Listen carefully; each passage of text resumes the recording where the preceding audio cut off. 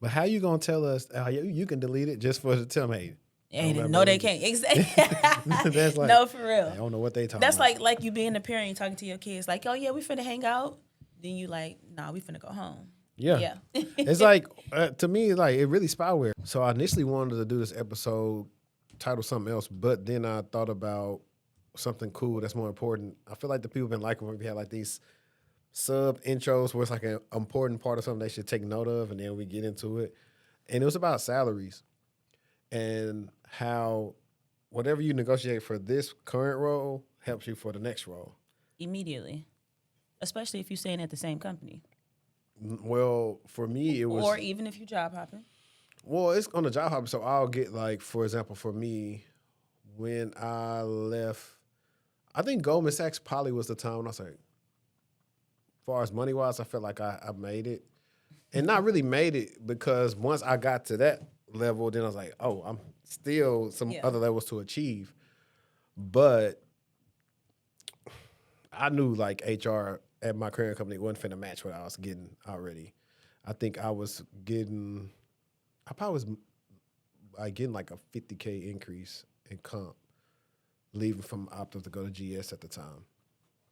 How did that make your spirit feel? Let's even just bag up about a moment of vulnerability. Yeah, we can even bag up so we can talk about the whole process. It's like why I tell y'all to get on y'all LinkedIn. The recruiter reached out to me on LinkedIn. I didn't apply to that job. Clock it. Tell people that it's possible. Happened to me, happened to you. Exactly. They know, but they fail to not listen to it. But yeah, they reached out to me, and we got to talking. The process was super long. Like they reached out to me in like June of 2021, or either it was early July. And so I landed the job before Zelly was born. Zelly was born in September. So technically I had already landed the job. I had to start later because of her birth. And they pretty much was trying to get me on before she was born, because if I could have started before the 29th, I would have been eligible for that 6 months of maternity leave. You would have ate down with that one. Yeah. Right. So I didn't have like at Optum, I think you only got like 6 weeks, and it's all right. Going through the process is pretty cool. The role was an incident management role, and for people who don't know what that is, in this particular role, we handle all incidents like related to the firm. So it could be security related, it could be IT related, it could be something. But if it's big enough, we handle it. You have a small team dedicated just to that. So like I tell everybody about GS, they lean and they gonna work you. But you're gonna get that exposure and that experience. Yeah, but the funny thing is, I probably could have negotiated more. That's like everything. Don't you always hate that when you every look time back? you get a job, you like, because the recruiter said, you sure this still works? And it was just, this don't happen anymore. But at the time, I didn't know, they didn't post the range, because I don't even think that thing was even out yet where the bill would have to post the range. And I was like, yeah, it was what's called the range. So I know it's like, man, what was the numbers? So at that time, I think at Optum, I was getting like 105 or something like that. Mm-hmm. And I think GS was coming with a base, I think, of 130 or 135.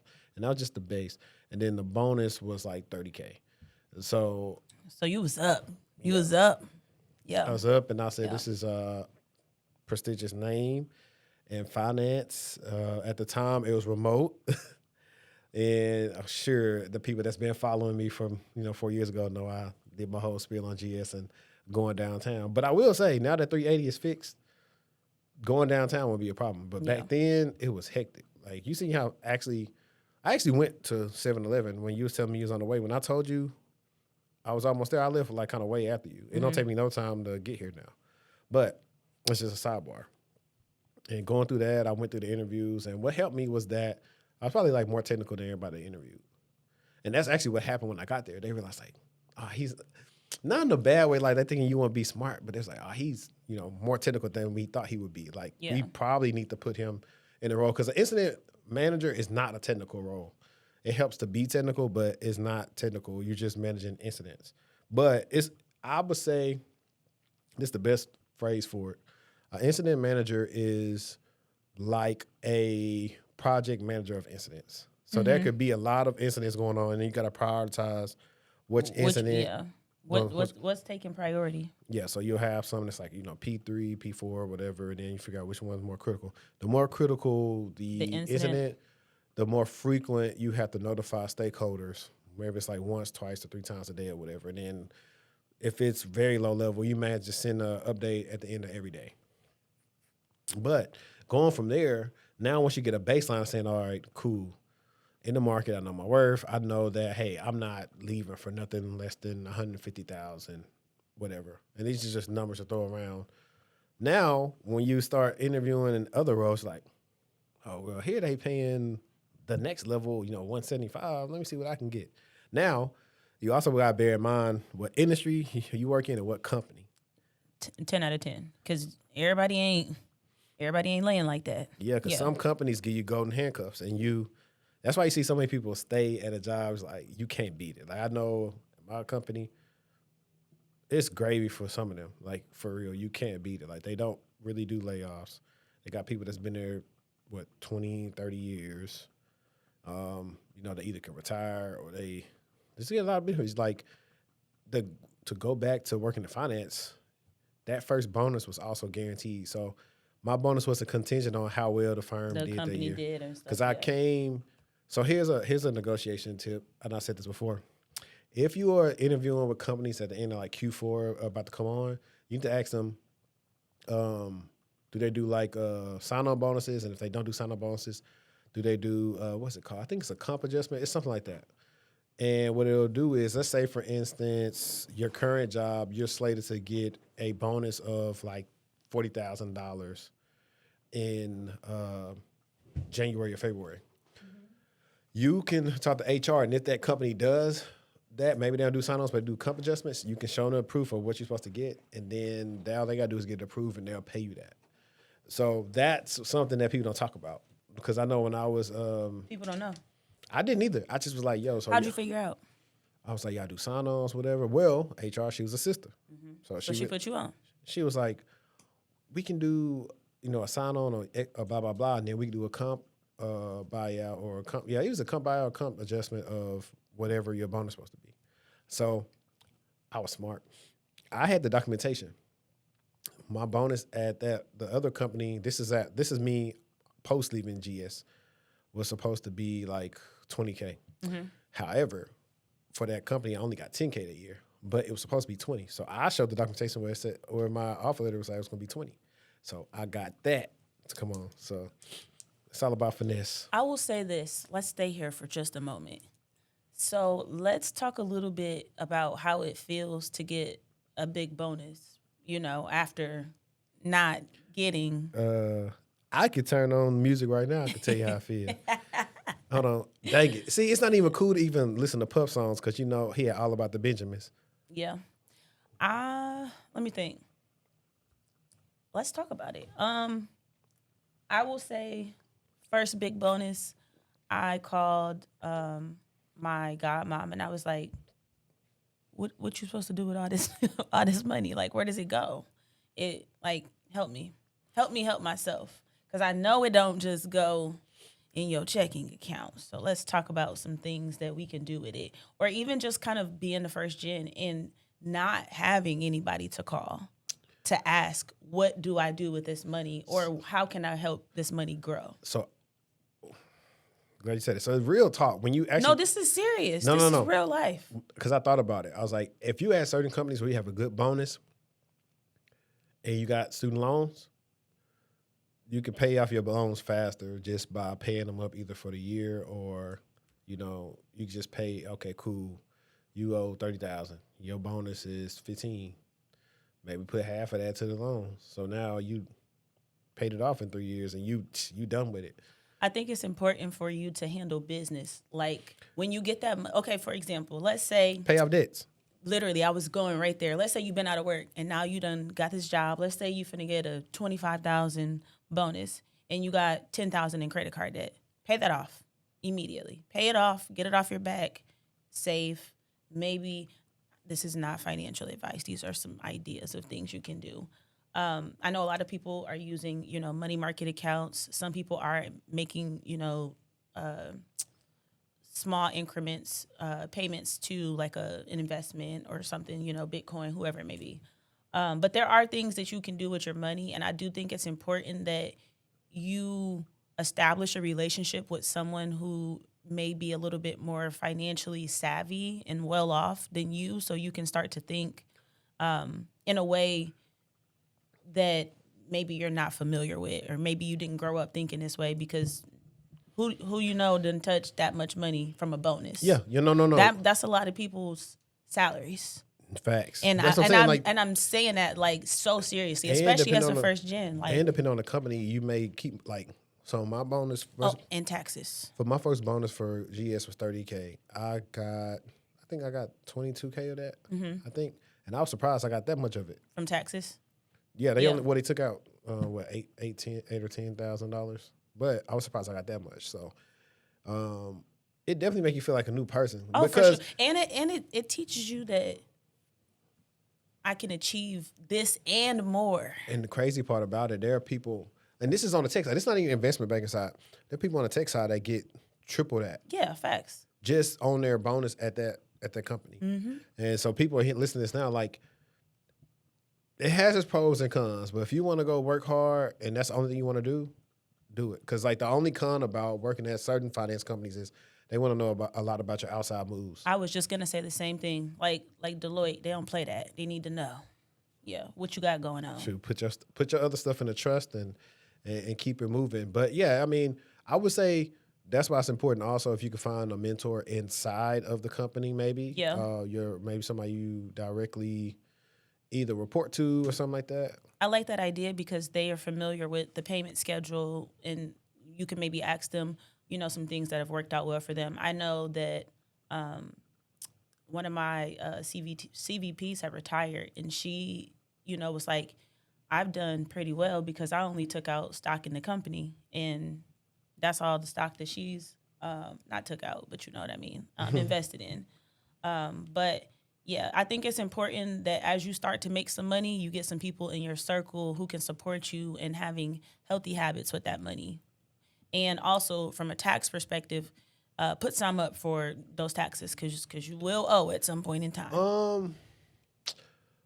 Will they? So if you don't want to owe, what you should do is probably, if this is somebody that's making really good money, that's childless, and probably like single, probably max out your 401k. But people don't do that. And also, if you are young without a family, I would highly suggest getting a HSA.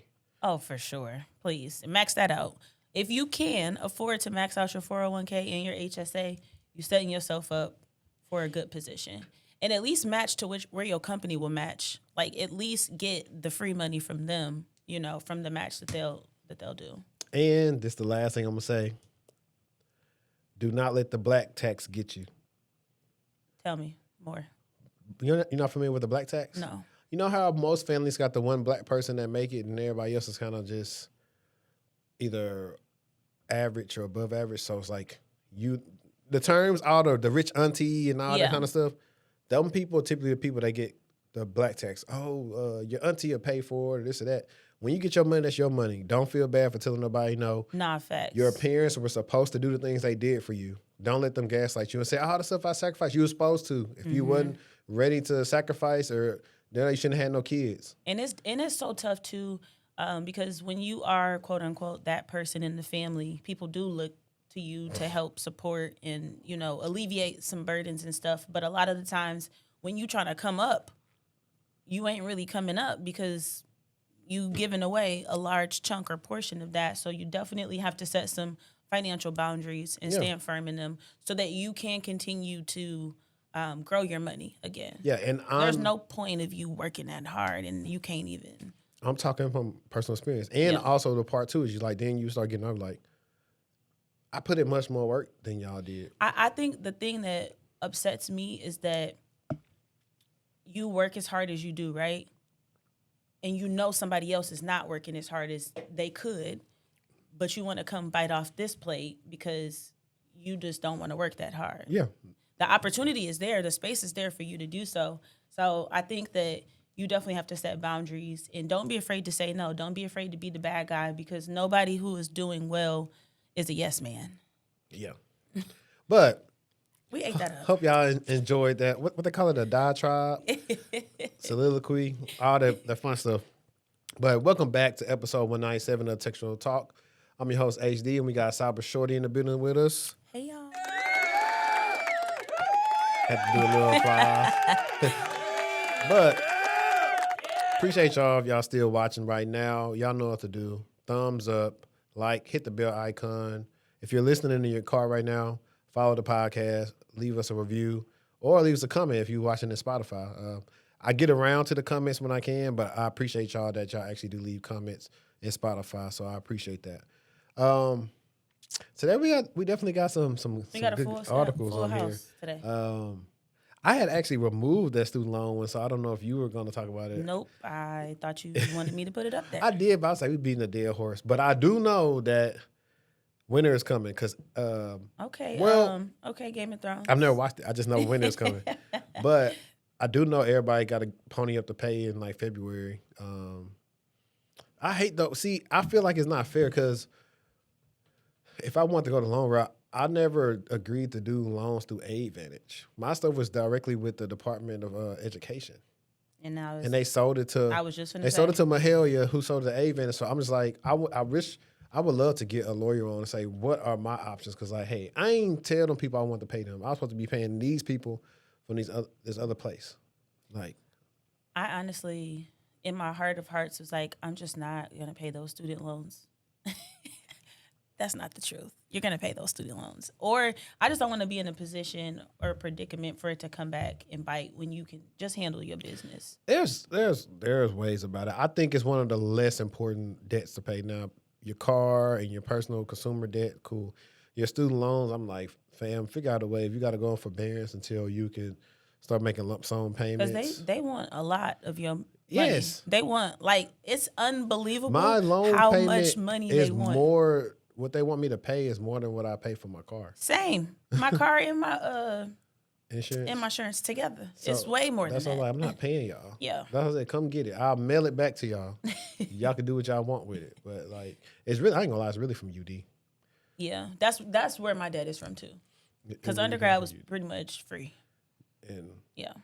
That's. But I ain't mad though. I ain't mad. I just like. And I didn't go crazy with it either. I didn't. I'm just mad. My plan didn't work for us. Like I said, my companies were supposed to pay for that. So it is what it is. But I think the first one we'll talk about is Disney's $1 billion AI deal with OpenAI. So y'all, I'm trying to be like CyberShortieee today. I got my notes compiled, and I'm gonna try to be like her. It's actually funny. I was laughing at the whole time when this came up with it. Gemini says, the Mouse House is officially betting big on AI. Disney just announced a 3-year licensing deal and a massive $1 billion equity investment in OpenAI. This partnership unlocks over 200 iconic characters from Marvel, Star Wars, and Pixar to be used by fans in OpenAI's text-to-video generator, Sora. This is a game changer because Disney is moving from fighting AI copyright infringement to embracing a controlled, profitable future with it. The good news for Hollywood workers, the deal explicitly excludes actor likenesses and voices, offering a template for how studios can license their IP without replacing talent. And that's a good one. One, remember we talked about this a couple of episodes ago, where they were suing them, and now they work something out. So they're going to get their money on the back end. And then 2, I think it's good for the actors because everybody's been thinking like, okay, no more actors. All the animators gone. And I keep seeing that too. And I'm like, fam, AI does not make me want to watch the movie. I watch it for who's in it. That part. And not just, even when it comes to something animated, I'm watching for the people who are voice acting these people. There's certain stuff that AI just can't do, and you can tell it's not at that level yet where it can literally act like us. Not facts. So Disney's $1 billion investment isn't just a license. It's a massive financial endorsement of AI's future by a Hollywood giant. Over 200 characters are now officially available for fan-made content on Sora, a huge shift that monetizes Disney's massive intellectual property catalog. The deal confirms a hard line, no AI-generated actor likenesses or voices, which we already covered. And also, Disney will be doing a curated fan Sora videos that will be featured on Disney Plus, turning user creativity into official streaming content. So that's pretty interesting. I would be interested to see what people will do with the ability to do it. Yeah. And there was something I was thinking about when I was looking at this. Over 200 characters, intellectual property catalog, no AI generated actor. Man, I cannot think of it. Was something I wanted to say about this, and it'll come back to me. But that's interesting. You know what we didn't put up? What? If you want to get to it real quick, because I think it's pretty interesting. The whole back and forth tug of war with Netflix, Paramount. You know what I'm looking up right now? I'm looking up the Netflix house stuff right now because I saw a video this morning. Are you talking about that or no? No. Not Netflix house. I know that's in the Galleria, which I do want to go. No, have you heard about the controversy there with basically granting them like rights to your likeness if you go or if you interact? Like they can use you, your face, your image, anything you're doing in there, your voice, like forever. I didn't hear nothing about that. Oh, now when you said that, it made me think. Remember, a lot of people talking about like AI is the cheapest that's ever been. Mm-hmm. Pretty soon, a lot of people are gonna be priced out of using it because they're probably going to upcharge people for using Sora. Oh, for sure. So not too much, chat. Not too much. That's what I thought about. But no. And I'll probably find it once you start doing your stuff. But Netflix essentially put in like $82 billion deal to buy. Oh yes. To buy Warner Brothers. And somebody else. Paramount. Yeah, I ain't know Paramount was in their bag like that. No. I was shocked. So I might try to find it because that's like pretty. That's a big deal. Really quick on what I was talking about with the Netflix house, so people know. So the policy actually says that you grant Netflix right to your likeness when you visit or interact with the Netflix house. So if you go to that physical location or that experience and you are interacting with, the content, the whatever it is there, you're granting Netflix and its affiliates and anyone they authorize a broad set of rights to use your likeness. So any photography, recording, using your actual or your simulated name, your photo, your voice, your actions. And they can use this in connection with any promotion or marketing or development. It is irrevocable. The language says rights are granted, and so you can't undo it later. And it is non-exclusive, just meaning that you are not giving up all of your other rights to your image. You're just granting Netflix permissions to use it. So yeah, just be mindful of those things when you are going to experiences and you need to sign those disclosures. I know a lot of the times people just don't read them, or their privacy policies or whatever it may be. You just go ahead and click accept. So maybe take a look, so that you know what you're getting yourself into. Yeah, as long as they let you know that that's what they're doing, it's cool. But if you don't know because you didn't read, right? And that's what I'm trying to figure out. With aid vanishing these loans.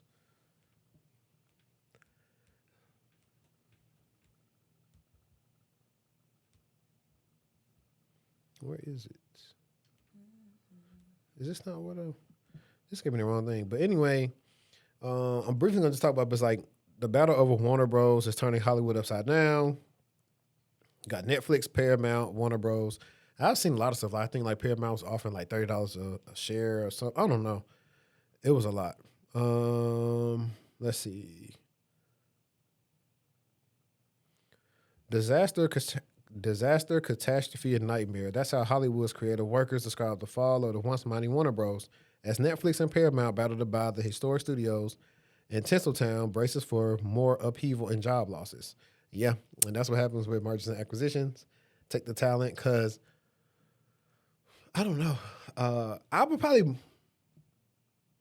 I don't know who I would rather have it. I think I probably would go with Paramount versus Netflix. I would rather Paramount have it too. I ain't gonna lie. But I think Netflix would do some good work exactly. with superhero stuff. Let's see. If Netflix get the deal they want, they will buy Warner Bros., Crown Jewels, the 102-year-old studio HBO, and its vast archive of films and TV shows, leaving Warner's legacy TV shows like CNN, TNT Sports, and Discovery for another buyer. Meanwhile, Paramount Skydance $108 billion, hostile takeover bid for Warner Bros. Includes backing from Saudi Arabia, Abu Dhabi, Qatar, and funds started by Jared Kushner, U.S. President Trump's son-in-law. Okay, you know what? Netflix, I want y'all to get it.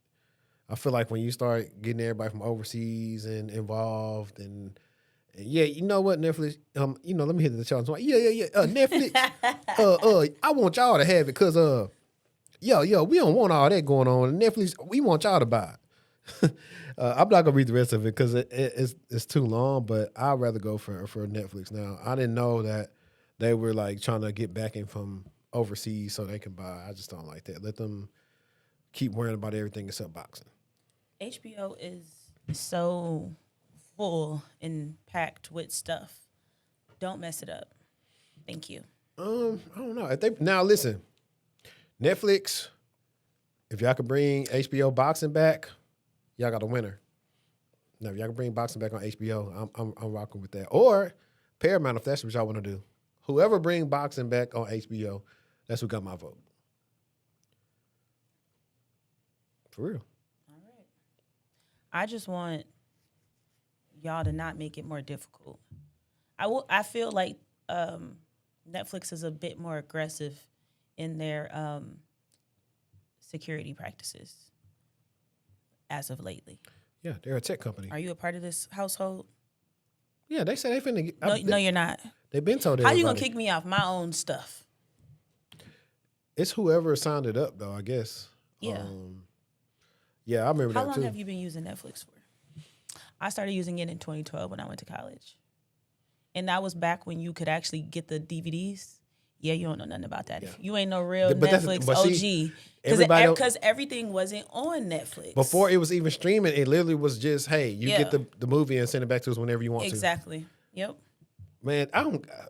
Bring it back. Do you miss Blockbuster? Yes. Me too. Oh, I was a Hollywood video guy. It was just such any Video Hits Plus, any of them. Blockbuster. I miss just the experience of going to pick up something that you don't even know what this is about. It's just like going to the movies. Yeah. I'm still a movie guy. Me too. Funny enough, one of my favorite podcasts to listen to is R&B Money Podcast. And Jay Valentine was talking about how Tank is a movie theater guy. He's like, yes, I am a movie theater guy. I go by myself. I get my popcorn, my Raisinets, and then Jay Valentine's like, don't forget you get the glizzies at the movie theater. He said, I did. I don't know, the fools are stupid, but I like the experience. I feel like as much as I like technology and I'm able, as easy it is for us, we could have just woke up right out of bed and we could have just did it from home. I very much still like interacting with people. Yeah. It's why that I'm against so many self-checkouts. I like interacting with the cashiers. Immediately now. Sometimes the cashier can help make your day. Sometimes you help make the cashier day. We rely on, people don't want to talk to people for so much, and that's why we got a lot of weirdos going on. Yeah. It was a video. We're not talking as much as we used to talk. Facts. Yeah, because a lot of stuff is online, and it is a lot easier for you to self-checkout. What is it called? Where you pick up, drive, and you know what I'm talking about? Yeah. Self-pick up. Yeah, it was, this is unrelated to it, but it's like the vast differences of Gen Z. That was like Gen Z be trying to clown millennials in the club because they was dancing to what I forgot what song it was, but the millennials was getting down, and you got Gen Z over there just recording them and laughing at them. We gonna always get down, but I don't know. I just think about how what was it? I was watching a TikTok or something, and this lady was just talking about how the man was scared to talk to her, pretty much. But it goes hand in hand. Men, women, more so the men don't really approach women anymore because online all they say is they bother me. I just want to go out. I don't want you to talk to me. And then they'll get home and get mad. Hey, I went out and nobody talked to me. Nobody was trying to talk to me. It's because they're right. Nobody was trying to talk to them. Yeah, you told them don't talk to you. Yeah. But I'd also say a lot of them don't even know how to talk to people anymore anyway. They go straight to, do you want to come with me after the club? They don't even know how to conversation. Hey, how you doing? Yeah. This is crazy. I miss, because I feel like now we get to know too much about the movie or the show before it comes out. There were trailers, but we couldn't go to Blockbuster and watch no trailer. Yeah, you were reading the back of the box. If there was, a good synopsis, because everybody wasn't given a long one, but it was really the cover that set the tone for you to be like, okay, this looks like something I would be interested in. I miss that piece of it. I miss kind of leaving it up, for interpretation on if this is going to be a good watch for you. Also, let's go talk about the fact that because it took so long to process and make the movies, that's why a lot of stuff from my childhood was much better than this garbage that's out now. Like, think about on a smaller level, guys, I use AI to help the flow of this podcast once I'm done recording. And what used to take me an hour, 2 hours to manually multicam stuff up is done in 5 minutes. Now, add that to the movie industry and all the garbage that's came out because you can make it so quick, a quick buck. Yep. Or music. It's all the same. That's why I think we also, the generation, like, we are very nostalgic. For because sure. stuff is made better. We lived in a time where, and I know this probably sounds like the old time back in my day part of the podcast, but before like 2000, what was like 02 or 03 when like digital cable and stuff came out, and now of course satellite was already out, but before then, it wasn't no guide. You went to, well, for me, I think it was like channel 9 or 10, and you put the TV guide on, and you scroll down till you see the channel. TV Guide. It was the TV Guide channel. Yeah. To tell you what was going, and you literally used to have to Yeah. wait till it got to the bottom to see the whole, because it moved, slowly, so you could see your apps. And low key, they used to have sometimes shows playing on that TV Guide channel too. But yeah. There was no, what am I thinking of? The Spectrum Guide. You hit. Yeah, that's what I'm talking about. Yeah. I was like, you could do that on satellite, but for the satellite, most part, but it was iffy. yeah, Is it signal was working? always Exactly. That's what we need to do a second one day. It's like, tell me you're a millennial without telling me, because it's a lot of stuff like Yeah. phone books. Phone books for sure. Do you remember calling a number to get the time? Do you remember that? Do you remember doing 411? What was that? That's how you can like get information on something. The 411, like do a 411 call. But that gives me Zoom era. Like something about that reminds me Star of Zoom. 67. You got what else you got? House phones. What's the other one? It's Flash 33 when you click somebody in on the house phone. Oh my gosh, yes. You got that. I don't even think Gen Z prank call people. Do they prank call? Nah. Some cell phones, that's not fun. Man, you got to get the landline. Everybody on late at night, calling people numbers and prank Making calling people them. mamas crash out. Yeah. Saying all type of like, we was calling people house like 12 in the morning saying Like stupid trifling. stuff. Like, kids are so ignorant. it's funny. Shout out to Willie Jones. I don't know if you know who that is. No. He sing country music, but he from Shreveport. And we used to call he I know for a fact he remembers this, but we used to call that they house early in the morning and say, I forgot what we used to say. And then his favorite line, I ain't gonna put it on, I'll put it on the Patreon, I'll tell you what we used to say. But nah, that was pretty funny to me, man. People say all type of stuff. Foolishness. Nick knocking. Yeah. Did a lot of that too. And do kids still wear outside? No. shorts under their pants and play football outside? Not like they used to. Like full blown, yeah. Nah, I don't think they laying like that. I know for a fact. It's crazy how much of a norm that was. Yeah, because you never knew. You never knew if you was gonna have to get in the field. Get on the What court. y'all want to play football? Bet. Basketball? Okay. That's crazy. And then I don't even know if kids got a difference between, hey, these your school shoes and these your play shoes. Nah, not for real.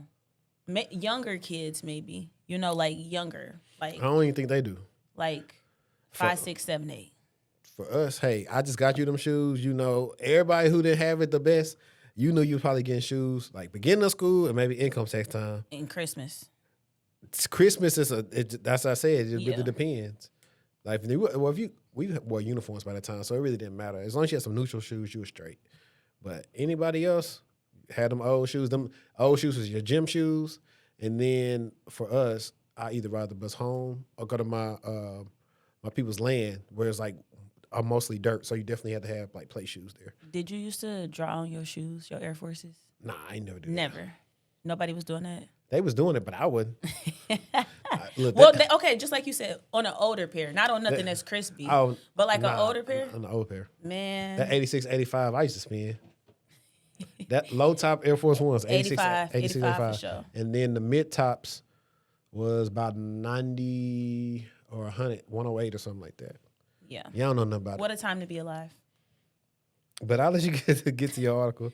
Okay, so we are going to chat a little bit about the Pierce County Library data breach and its impact. So when we think about data breaches, we think about banks or hospitals, maybe big tech, Target, maybe Equifax. Nobody is really thinking about the public library. So today we're going to talk about how the Pierce County Library System exposed the personal data of over 340,000 people. So between April 15th and April 21st of this year, hackers were able to gain access to the library's internal network, not just a website, not a login page glitch, their actual systems. And they didn't look around, they actually stole data, and the library didn't immediately know. So that kind of tells you a lot right there, because when attackers are inside your network for days, that is obviously not accidental. They have some access. So who got hit? Regular people, folks who were checking out books, using computers, essentially minding their business. The data that was exposed were their names and date of births. And I know somebody might be listening like, that's not that bad, but name and date of birth is the starter pack for identity theft. So that is how phishing emails can start to sound to be believable, because they have your name, how scammers can confirm it's really you, how accounts are able to get reset. So those small pieces of data do add up over time. Now, employees and their family members were also hit, and that's kind of where it gets wild. So social security numbers, driver license numbers, passport numbers, financial and credit card info, health insurance and medical information, life-altering data. You can change a password, but you cannot change your social. So some of the people affected didn't even work there. They were just family members of people who worked there. So like some collateral damage. Now, the part that people don't like to hear is that libraries are actually prime targets. They're publicly funded. They are often under-resourced. They're running on older systems, and they have way more data than a lot of people realize. So outside of just the books, they have databases, employee HR systems, payment systems, any integrations with vendors, maybe health benefit records, and bad actors love places that feel safe because nobody's really paying attention. Now, this important piece of detail is that no ransomware group claimed it. So that really makes it seem that it might not have been about, loud extortion, maybe more quiet data theft, maybe harvesting some more information, because nobody really made a ton of noise saying, hey, we benefited from this. So the response is that the library is offering 12 months of free credit monitoring. That's standard. That's typical. We talked about this a million times. It should be more than that, but it is what it is. So credit monitoring will alert you after the damage is done. It doesn't stop any identity theft. It doesn't stop your social security number from being misused. It doesn't protect your passport, and it doesn't undo any long-term damage. It's really more like a Band-Aid to the situation. So the bigger lesson that I really want everyone to understand is that if a public library can lose control of your data, then any organization that you trust should be questioned. Trust does not equal security. Visibility does not equal protection. And being small or community-based does not mean that it is just inherently safe. Every organization is a tech company now. Every organization is a holder of data, and every organization is potentially a target. So if you have been affected by this, make sure you are freezing your credit, changing your passwords, have MFA on, monitor your credit accounts, and make sure that you're not oversharing your data with organizations that don't need it. So, that was a hot one. I thought it was interesting because it was a library, and I think people really do sleep on how beneficial libraries are in just the vast amount of data that they have. Yeah. And while you said that, first of all, I would have never thought, like I said, to hit a library, right? But it's an easy hit. Yeah, because you think about it, some libraries been there for 70 years? Same tech. That's a lot of data. Yeah. so I said, because I always tell people, they always think, oh, well, we're small. Who would want to come at us? And so I just typed in, hey, like, what are the stats of like small companies getting hit by cyber attacks? And so I'm on strongdm.com, and it says 46% of all cyber breaches impact businesses with fewer than 1,000 employees. 61% of small businesses were the target of a cyber attack. Now, granted, this article was done in 2025. It's using some stats from 2021. So I am interested to see what it would look like for today's metrics. But I'm just going through these things. What it says, at 18%, malware is the most common type of cyber attack aimed at small businesses, and 82% of ransomware attacks in 2021 were against companies with fewer than 1,000 employees. Let's see. And most libraries have less than 1,000 employees. Most.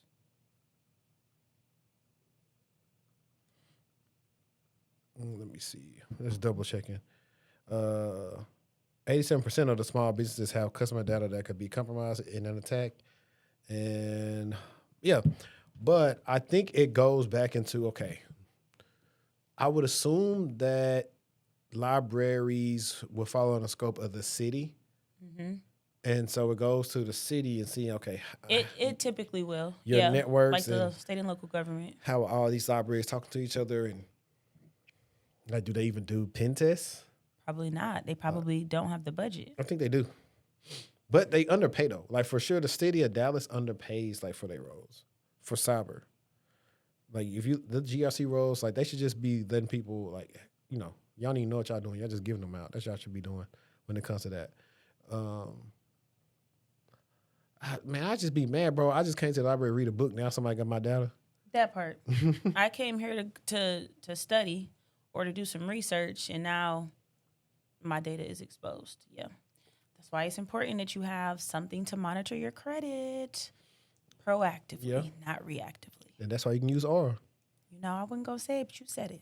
Listen, you can use Aura. Aura can do everything. It can monitor your credit. It can monitor your banking transactions. It's the big homie. VPN, password manager.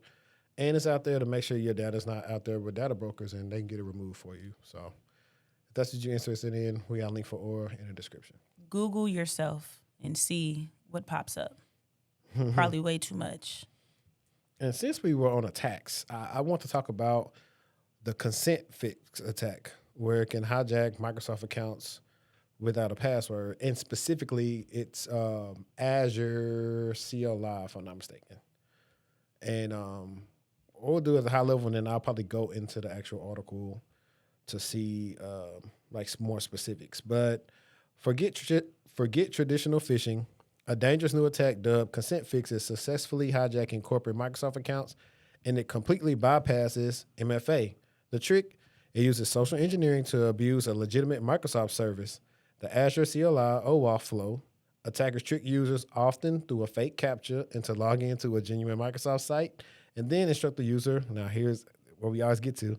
They instruct the user to copy the resulting URL, which contains the valuable authorization code, and paste it back into the attacker's malicious page. That simple copy and paste hands over full account access, bypassing all password and MFA checks. The attack works because it steals the key after the user has passed MFA, proving that authentication alone isn't enough. The core vulnerability is the user being tricked into copying a complex URL from the browser and pasting it. Never do this. And for IT alert, defenders need to look for unusual login activity from the Azure CLI app, specifically not just general login failures. I'm going to go back to that last bullet point because it's definitely how we look at stuff on the blue side when it comes to authentication and what we would actually deem to be risky and not just a one-off signature, unusual login activity, because I just got a new laptop. So, of course, yesterday it was saying, hey, this MacBook just logged into your Gmail, stuff like that. But, I didn't triangulate, it's from the same area he logs in all the time. So it's really not unusual. However, and I'm like I said, if I'm not pressed for time, I'll try to add these screenshots here. So for the first thing is like, you see right here, it's doing that Cloudflare, trying to make sure you're not a human thing. Yeah. Which you see on a lot of sites where it's trying to mitigate bot activity. But I mean, whatever. Now, this is like the key. I don't see how you can fall for this because when you're logging in to log in Microsoft, you don't have to paste anything. You literally sign in. You got your authenticator or whatever. It's going to come up, put the access code in, and you log in. So I don't see how you can fall for this. Yeah. It says paste URL to access. Like, that's not something that you typically do. and I'm saying, if these the people that's working in your Azure cloud, how did y'all hire them and the person who knows not to do this then get hired? Let me see. Actually, let me go see it. Yeah, so they hit the sign in right there, and then it goes to this. So after they already pasted the thing and they, legitimate looking Microsoft stuff, and then, yeah, they good as gone. And so a couple of things you probably would do is, of course, you could say it's unusual. You could probably look for somebody probably logging in externally, something like you don't recognize, especially if it's not on the network. 'Cause typically, whatever your provider that you log into, like your VPN with or whatever, that's kind of going to show up as the IP address. Like if you do a whois, this belongs to Cloudflare. This belongs to AWS. This belongs to Zscaler. This belongs to Akamai, whoever you want to use. If it's something like that, then you can do some OSINT on it and seeing it's malicious. And instantly you should be able to catch the attacker. Even if they successfully compromise somebody, you should be able to detect them pretty fast. Hopefully you do. Hopefully. That's the hopeful part. And this is why it's imperative that you get the junk or noise out of your SIM so you can focus on it like that. Everything doesn't need to, you don't need to be alerted for every single thing. You'll be surprised though. You'll be surprised how many people are being alerted for it. And then what's the alert fatigue. Yeah. So now you're not even taking it serious. Yeah, because you just the bad habit people would just say, "Oh, we want to look for failed login, so we're just gonna have this Windows event code, and it's gonna be the thing." But it's like, bro, it's just a failed login. Like, give me some more context. Oh, it's a failed login from a country of interest, an IP that's not on our network. Boom, that's like 3 things. Throw that in there, and then another alert might be fire and say, "Hey, we see potential data exfil." So that's when defense in depth comes into play. Because they log in, that's one thing. But now we do need our DLP on to see so they can't exfiltrate no data out of there. It's going to say, hey, you can't do this. Mm-hmm. And so while they're trying to figure out what they can get access to, we should immediately get a DLP notification and look into that. And that is how you set it up. And that's why all your log systems matter. That's why all your platforms matter. But if you don't have all the stuff feeding into the SIM and you don't have a good scope of, let's go a step further. Threat modeling, that what people don't really talk about a lot. Yep. Threat modeling is important in anything that you're designing, any network that you're thinking about. So if you don't have that, therefore you could succumb to getting compromised. You got to have the right people on your team doing the right things. Yeah. Instead of everybody doing the same thing. And this is what comes with being inquisitive. Like, That's why, when I started working at McAfee, they didn't teach us much. But one thing I did know, let me pay attention to we got 1,000 of these alerts, but let me pay attention to the one alert that's not like the others. That's more interesting to me. Yeah. So focus on something that you don't see a lot of and say, So for my SOC, IR people, especially the new people that's interviewing for SOC roles, one of the biggest things is learning your environment. So if you can answer a question like that, saying, I know my environment, so I know what's different. And if you don't know how to explain it to them, it's like, I can't explain it the best, but I'll put it in layman terms of, hey, you know your house, you know who cars normally come up there, who drive by, who not supposed to stop by. If somebody that you don't recognize stop by, you kind of got up with a little bit of, Gonna look through the blinds, see who that is. Look through the blinds, and you might got your okay, pistol with you. You might need to come to the door with it. Okay. So that's what I would say if you want to explain it to them in an easier way, and then they were like, okay, you get the picture. Yeah.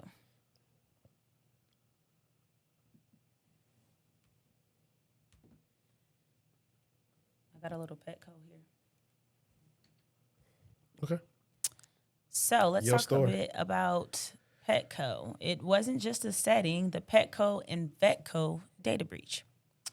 So if you have ever bought dog food, taking your pet to the vet, or trusted a big brand with your personal information, Petco, yes, Petco, is not just one data breach, it is actually a pattern. So Petco recently confirmed a data breach that exposed sensitive customer information, names, date of birth, social security numbers, driver license, bank info, credit and debit card numbers.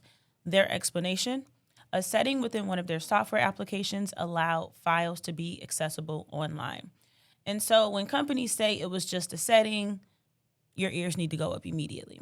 Now, here's where TechCrunch came in to kind of fill some of the gaps. TechCrunch discovered that Vetco Clinics, which is Petco's veterinary service, had customer records exposed to the open internet. So no login, no authentication, nothing. So anyone could download PDF files by just changing numbers in the website address. Oh, that is so awful. That's so cringy. So what that means is that veterinary records, medical histories, prescriptions, vaccination records, not just for pets, but for owners too. So names, addresses, phone numbers, emails, owner signatures, clinic locations, cost of services, even the pet microchip numbers. And yes, Google indexed at least one of those records. So this kind of vulnerability has a name. What is it called? Insecure direct object reference. That means that the system didn't check whether you were allowed to see the file. It just handed the file over to you. And the customer IDs were sequential. So if you knew one number, you could guess the next, this is not advanced hacking. This is basic web security failing. What makes it worse is this is Petco's third data incident in 2025. Earlier this year, hackers allegedly stole customer data from a Petco Salesforce database. In September, Petco disclosed another breach, again blaming a setting that exposed social security numbers and financial data, and now Vetco. So at some point, this stops being bad luck and it starts being bad security culture, maybe within the organization. Now, Petco hasn't said how many people were affected. They won't confirm whether they even have logs to tell if data was downloaded. If you don't have logs, then you don't know what was taken. There's point blank period there. So if you've ever used Petco or Vetco, what you need to do is watch for any official notifications that will be coming out months from now, because that's how the process works. Monitor your bank and credit card accounts, freeze your credit if your social was involved.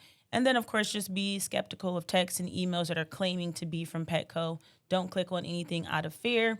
Data breaches like these are typically going to bring those scammers out in surplus. This wasn't really sophisticated. It was absolutely preventable. And if a pet store can collect this much data about you, then, of course, they need to be able to protect it. When companies get careless, your identity is always the one that paid the price. So that's really the breakdown. Hopefully that helps you understand what's kind of going on beyond the headlines. Everybody has a pet that I know for the most part. So, you know. I was trying to look for, what is it, like the top attacks that companies fall victim to? And what's the call that used to still be up there? I want to say, was it SQL injection? That's in the OWASP top 10. Come on. But that's what I'm saying. Like it always works. Look at that. These people was able to get access from stuff that's literally things that you test before you go live. Thank you. Before you go live, for sure. And I think it sucks too because nobody, even your pet, a lot of people look at their pets like these my kids, this my kid, this my child, this my baby. You don't even want, if you don't want your information exposed, you're still not going to be okay with your pets because you're tied to the pet, right? Your address, your name, your information is still, tied there. So, and you said that was broken access control, right? Yeah. Wait, insecure object reference, I think. Yeah, hold on. I'm trying to see, let's see, exposure to sensitive information. Yeah, insecure direct object reference. IDOR. Okay. I was trying to see would this be related to that. So that, maybe that's a security misconfiguration. What it means is that, let's say I'm in a URL and it ends in 456. If I change it to 457, then I can see somebody else's exactly in 458, 459, and so on. I got to double check and see these no security plus terms, but I wonder is that the same as parameter tampering? Like, if let's say I made something be for $500, but you go in the URL and take it from 500 to 50, and it lets you do it, and you're able to get it for 50. I wonder if that's the same. Yeah. And this is stuff that people think they're gonna be doing when they get into security. They be thinking, "Oh yeah, I'm finna be like Mr. Robot, and I'm finna do all this stuff." I'm like, Some of that is the basics that should already be in place. Like they should have. I don't know what they're using to review. They need to call Lee. Yeah, call our boy. Call Lee. Get him right. He can do a pen test on that page. But 3 is crazy. But that most of the time that happens. 9 times out of 10. 3 is crazy because they're not. Okay, I'm not gonna approach it from that way. 3 is crazy. Maybe they don't understand how serious it is. They do because understand. It's a pet. I don't think that's it.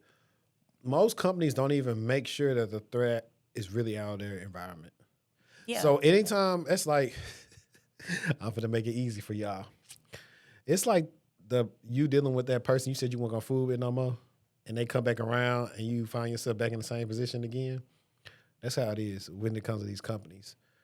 They got in once, and then they went away and say, let me see if that worked again.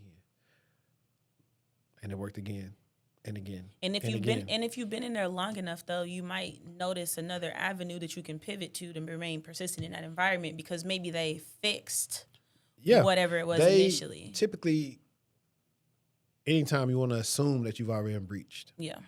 So a lot of companies not going off the assumption, which is why they keep on getting breached. When you need to assume that you breached, that's why you got to move that way. I thought about 50 Cent Magic Stick. I got the magic stick. If I can hack once, I can hack twice. No facts. Yeah, we should. You know what, 50? Hey, you got some stuff in my city. Let us remix that for security. We should. That's what we should do. We should figure out how to remix that. Or maybe we could do the cipher to that. That's too hard of a beat. Beats like that too hard because you start thinking about the song versus what you want to say. Versus what you want to say, yeah. Shout out to Lil' Kim. I think that's that's the era of Lil' Kim I actually remember. Same. Because I was like She was kid. She was popping. Like what's your favorite Lil' Kim song? Crush. You talking about her and Lil C's? Yeah. Mine is, because I went back and listened to Crush on You, but mine is the Jump Off. Okay. Gone for a minute, now I'm back with the, yeah. Mm-hmm. Yeah. Because that was on the radio all down here like crazy. Because that was right before she turned herself in, right? I can't was remember. It when she came out? I can't remember. It was around that time. But I was so little, I didn't even understand all the nasty stuff she was rapping. None of us did. I only see what they say in that Wale song. It's none of us understand or whatever. You know what I'm talking about? Yeah. Oh, you talking about the song? It's provocative. Matrimony. Yeah, exactly. It's provocative. That's on Matrimony. In Words and Pairs. Oh. I thought that's not. That's Boss not so hard. Matrimony. Okay, I made it up. No, you didn't. You just got to confuse his white people talking. That's Seinfeld on Matrimony talking. But no, adults normally let us on to what something is nasty. So I never knew, like, there's a part where she said something about watch you make a Sprite can disappear out of her mouth. And now I heard my uncle say, she's so nasty. And then as a kid, that's when I realized. And then as I got older, I was like, oh. I was like, it's crazy. But since we on the breaches and everything like that, let's talk about LastPass. All right. And so we both got LastPass things, and I think some of our stuff will be overlapped. Well, actually, it's the same from what this is saying, because yours is about to find too, right? Yeah. Yeah, so I'll just read this, and if it's something I didn't say, then you can add on to it. Okay. But I just like to kick LastPass when it's down. Oh, my goodness. Because I used to use LastPass, but they kept on getting hacked. Like, how can I use a password manager and y'all keep getting hacked? Literally. Like, security is supposed to be one of the utmost things I'm getting from using the password manager. Yeah. That's why a lot of people, so I used to like a lot of companies, when I would get on, I would like to use, like, for my internal logins and stuff, I would use, like, the I would download KeyPass and use it on my like machine because it was better versus trying to use something else connected to the internet. So that's what I like doing stuff like that when you're like internally because you know a lot of people just got shared documents that's password protected and that's what their passwords at. But LastPass slapped with fine over a 2022 breach. Password manager LastPass has been fined by the UK's Information Commissioner's Office for insufficient security measures following its August 2022 breach. Oh, that's a long time ago. That's like 3 years ago. That's probably when I stopped using them. It's August 2022 breach that exposed the data of 1.6 million users. The investigation revealed the breach was a two-step nightmare. Hackers first compromised a developer's laptop to steal encrypted corporate credentials. They then targeted a senior employer personal device via a third-party vulnerability to get their master password, AWS key, and a decryption key, while the company's zero-knowledge encryption prevented the attackers from immediately accessing the user's actual saved passwords. The ICO ruled that such a security failure at a trust-based service warrants a significant penalty. While customer passwords stayed encrypted due to LastPass's core security model, the breach exposed everything else: customer names, email addresses, and vault URLs. The attacker exploited a single senior employee's linked personal and business vaults and a vulnerability on their home computer, a critical failure in internal controls. This find underscores the high security standards expected of password managers. Is a zero-knowledge architecture enough if the company's internal security is compromised?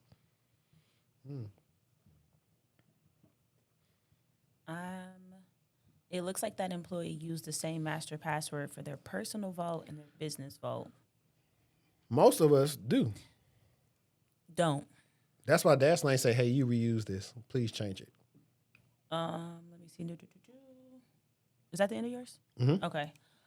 So the thing that I wanted to say was that zero knowledge. So zero knowledge means they can't decrypt your vault themselves. It does not mean your vault cannot be cracked offline. So once the attackers steal encrypted vaults, they can obviously take their time. They can use GPUs. They can run brute force attacks. So if your master password is being reused or weak, obviously it's never going to be safe as you thought. But the UK didn't fine LastPass just because they got hacked. They fined them because internal security controls were not strong enough. Senior staff devices weren't properly protected. Sensitive data wasn't adequately safeguarded. And customers had a reasonable expectation of stronger protection. So if you know better, you know they basically should have did better. But I thought that was interesting because it was it wasn't about bad technology. It was about human behavior and convenience. We talked about this last time over discipline. Security tools are not protecting you by default. They protect you if you use them correctly. And so if your security model assumes nobody important will mess up, it's being ran on hope and not true security. So I thought that was interesting. Yeah. I don't know. Like I said, these are things that you should, common sense to tell you, hey, please don't use this. Honestly, if I'm them. But I feel like even if you are a password reuser, right? Certain stuff you're like, nah, I'm not gonna use this password to me. Yeah, but also I'm thinking is like, okay, with us having LastPass, we probably should use something different internally or something. Just because we shouldn't have our internal stuff on there that's to the company, especially with these people reusing their stuff. If anything, they should have been paying for their own pen test to see how many of their employees were doing that. I bet you they will now. It's too late. These people are going to be out of business soon. Mm-hmm. They always been getting hacked. I forgot to see. So that's probably the hack I'm talking about because I have a video. Anybody that's watching right now, I will give you probably like a free console if you go back and find a video where I talked about this LastPass breach years ago. It's on there. But I wanted to have some fun and have a great conversation about one of the recent Twitter debacles. It was not a debacle. I'll say debate. About what? 120K remote versus 240K in office. Here we go again. Now let's watch this. I'll tell you which one I would take afterwards. Let me open it. Had someone ask me today if they should take 120K remote, fully remote, or 240K to go into the office. And I was like, huh? And without even checking their profile, I absolutely knew they were a Gen Z. I knew their age started with a 2. Because for you to even ask the question of whether you should take 120,000 extra dollars a year just to go to the office, just to march your little booty to the office, sit there, fuck around for a few hours, make some friends, eat the free donuts and leave. What do you guys think goes on at the office? It's not that scary. It was for a time, but right now it's not that scary. It's not that scary, especially for 120,000 extra dollars a year. It's not that scary. It's nice. It gives you structure. Make you guys less weird if you made some friends and had somewhere to be. I'm just saying. They should take. I am sick of the debate. Hold on. Before you say Okay. that, which one you taking? I'll go second. No, what you taking? You scared? I'll tell you which one I'm taking. I'll go second. There's no way possible I'm staying home to pass up on possibly making a quarter meal just from going to office. Just to go to office, That's to get in your car and go to office. I think people are hindering themselves with that mindset. Yeah. Like a lot of people. Come on. 140. A lot of people who are remote weren't making a quarter meal to go into office. So the whole part is like, hey, I'm only getting paid $50,000, and y'all want me to spend all this money and time to go in the office. Just let me. I could do the job from home. When you making a quarter a meal, you could pretty much afford to stay close to the office, and you can afford to. You can afford to be inconvenienced if you have to go to the office. What do you mean? You can either buy a house possibly close to the office or apartment. You can. That's when Public transportation. Well, a lot of times, so one of the biggest issues, like especially when you come out here, they be wanting to come to office, but a lot of times the pay don't match up with staying close to the office, so you got to stay in the burbs, or the boonies, as they call it, and that is like the main issue. But when you start paying the upwards of the, $175,000, $200,000, $240,000, $300,000, when you need me there. But a lot of our tech friends, right? A lot of them who are making a lot of money are going into office, if not fully in office. Yeah. So, think you too cool if you do. So, I'm willing to bet if I was to go through the laundry list of replies to that, some people who are remote are trying to bank on they'd be able to land something else remote. So whereas you went to one job for $240, I got two 100K jobs, and now I'm making $240 remotely. Doing double the work. It depends on skill set. I would just say, because I've experienced it. So I would just say it depends. But that's not something you can always bet on. One, because not in this market. Only certain companies are letting you be remote now. Two, and certain roles, certain companies and certain roles within those companies. Two, companies are starting to, because of all the BS that's happening with the nation states and North Koreans working, they're starting to track you more when you're at home. So they're trying to check your productivity. So if you're not being as productive, it don't matter what you're doing, but they're going to look at what you're actually doing, which it shouldn't matter. We all know you don't work for a full 8 hours. Like if I'm ever the boss, I'm telling you, look, man, as long as you got your work done, I don't care what you do. Go get a massage, go get your hair cut. I don't care. Just be around for your important meetings or whatever you need to do. I'm not finna treat you like a babysitter. Yeah. So that's how I feel about that. But other people, like I said, this goes back into what I was talking about with so much digital stuff. These kids don't know how to talk to people. They don't know how to code conversations. They don't know how to read the room. Now, they're lucky if they have boomers as parents. Like my siblings are all Gen Z, but they parents, well, my dad's a boomer and my mom's like Gen X. So they old. They got the old parents. Mm-hmm. My dad was 61 and my mom he not playing. Late 50s. Like, and so they have different parents. So that's why I'm always like trying to stay on them and so they can actually like, hey, this is what it's going to be. Like the boomers are still pretty much in charge at all these companies. This is what they like. This is what you're going to have to do until it change from the old guard to the new guard to where millennials is the middle ground.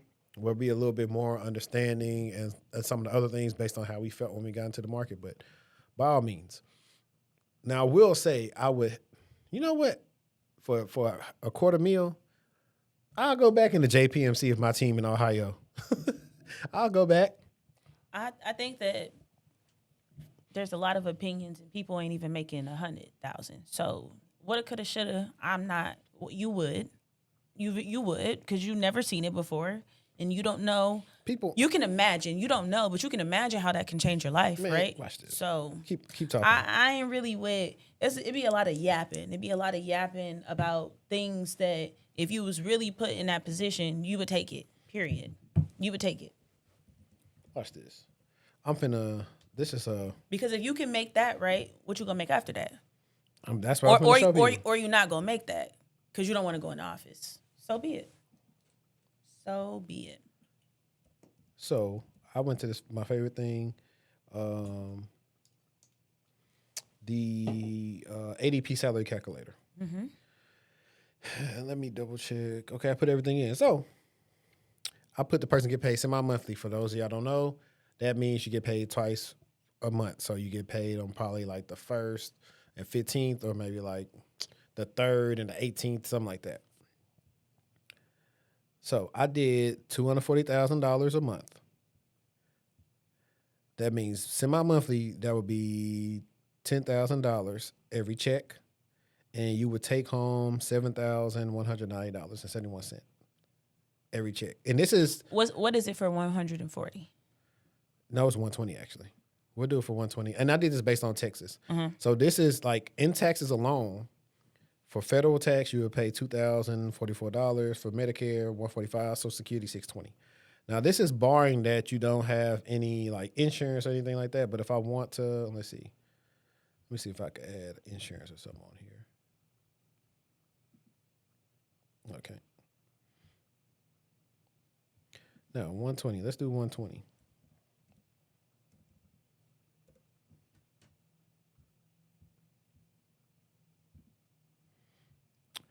So for 120, your take home would be $3,865.54. Versus 7. Okay. And you could, now a small person, you can keep your finances low and live like you making 120. That part. So sometimes you do got to put the numbers in people's face. I mean, hey, if they saying they would rather have 120, let them have it. Because a lot of people that's working remote, they not doing nothing. And here's the key thing, guys. If you can pay $240, you know how much responsibility you finna have? You think they paying you $240 to do nothing? Please. Well, no, the thing I was going to say, well, now you're getting the $240, now you probably in the rooms with the right stakeholders. That's how you start building your career outside of what you're doing. No, they want to stay at home. So now you can try to scale that $240 to $500,000. But who are we? Literally. Okay. The smart toilet that lied about encryption. So, we're talking about a smart toilet. Yes, a camera in your toilet. And the gag is that it was said to have end-to-end encryption, and it did not. So, Kohler, Kohler,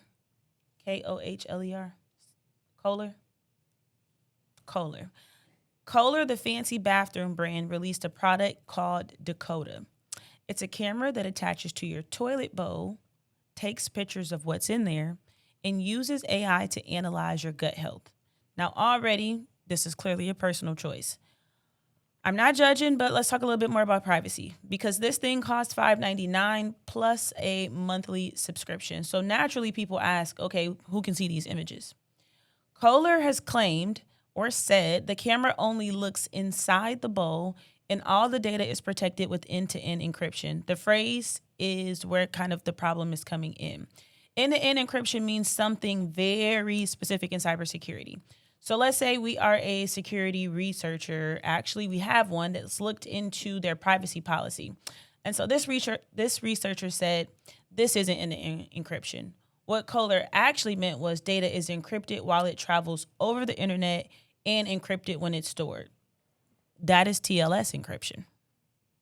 Now, it's the same thing protecting your websites when you're using HTTPS.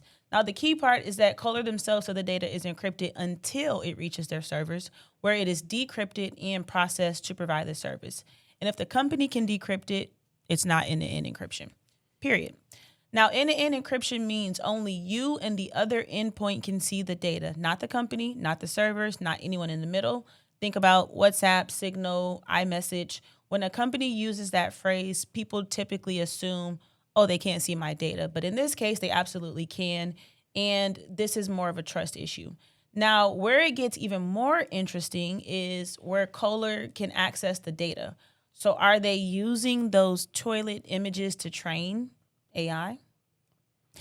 Kohler said yes. If the user consents, the data is de-identified. The consent box is optional. Now, to be clear, de-identified does not mean zero risk, especially when it comes to your health data with images from inside your house. It's a big conversation. Kohler basically responded with, well, end-to-end encryption usually applies to messaging apps. We meant encryption between the user and us. And that is the issue exactly. You don't get to redefine security terms because marketing needed a more comforting phrase to use. Words absolutely matter in cybersecurity. Now, the part that really says everything is after TechCrunch published the article, Kohler quietly removed the phrase end-to-end encryption for their website. Clock that. Now it says data encryption at rest and in transit, which is the correct wording. So yeah, the story really isn't about a toilet. It's about companies that are using buzzwords to build trust, consumers assuming encryption equals privacy, and what you actually need to understand about how your data moves. So if your data hits that server and it gets decrypted, you're trusting them, whether they say it plainly or not, and that trust should be earned, not marketed. So next time you see end-to-end encrypted slapped on a product, especially one that's collecting any health or biometric data, ask yourself who actually has the keys, because encrypted does not always mean private. Now that's too much. I'm just done from the fact it's a smart toilet taking pictures. Taking pictures? Why can't we do a test to talk a little bit more about our gut health? Why do we need a picture? I'm not judging anybody who's using this service. I just don't understand. No, I'm judging. I'm judging. I'm immediately worried about... What if your toilet get hacked? That's what I'm saying. I'm immediately worried about a security concern with the toilet. A lot happens on the toilet. Just imagine you like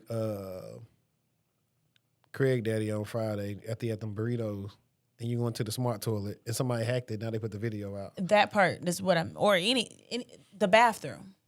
The toilet, the bathroom is a sanctuary. And where are the cameras and what can it see? It's saying it can only see the bowl, but whose idea was it? I don't know, bro. I don't know, but security should have been top of mind because they're using health data. Point blank, period. Is that a HIPAA violation? Did they get breached? No. So I guess not. They just I got to look at the compliance misused some terms. I mean, companies say zero trust all the time. Don't get me started. Like, that don't mean it's actually, like, trusty. Now, for those of y'all that like ChatGPT, Business Insider had this article. This guy said he's a security privacy engineer for Google, and he was talking about, like, 4 things that you shouldn't say in chat. Pretty much the core message is we often treat AI chatbots like confidants, but they shouldn't be. You must assume AI models are memorizing what you type, and that data could be retained or used for training unless you specifically tell it not to. It's time to retrain ourselves for this new era of hyperintelligence tool. So don't share PII like Social Security, credit cards, or private medical info with the public AI chatbot. Treat it like a postcard anyone can read. Use private enterprise-level AI tools for work documents or sensitive data, and public tools only for general queries. That's a big one. That is a big one. We gonna keep talking about it because people gonna continue to do it. But we go back to DLP. You got the certain sites. Hey, but companies find it so hard to set up DLP. It's not. They're thinking about too much at once. They're not thinking about doing it in a more phased approach. Let's see. Make a habit of clearing your AI chat history or using incognito temporary chat modes to prevent long-term data accumulation. Check the privacy box. Always review settings and new AI tools and ensure the option that allows your conversation to be used for model training is turned off. And that is in your settings in chat. If you go to your settings, I can't remember what it is because I just looked at mine the other day. You but use it is it. in there. You just find it. Yeah. Let me tell you. I don't really use it much. I use it. I'm a yapper. I like to talk to people. I'm a yapper here. Okay, so when you go to your settings, I think it's private. I just saw it. Nope, not security. Is it data controls? Yes. So if you are in chat and you have the app, click your name and go to data controls, and there's a top one that says improve the model for everyone. So allow your content to be used to train our models, which makes ChatGPT better for you and everyone who uses it. You can turn that off. And then you can also, of course, export your data, delete your chats and stuff like that. Yeah. Don't put your address, pictures of your driver's license, passports. Don't put any of that information in there.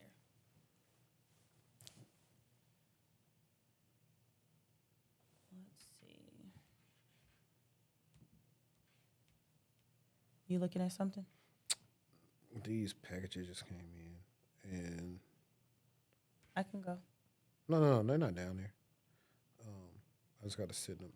No, I'm saying next with the article. Oh, I got it. I'm just gonna send these.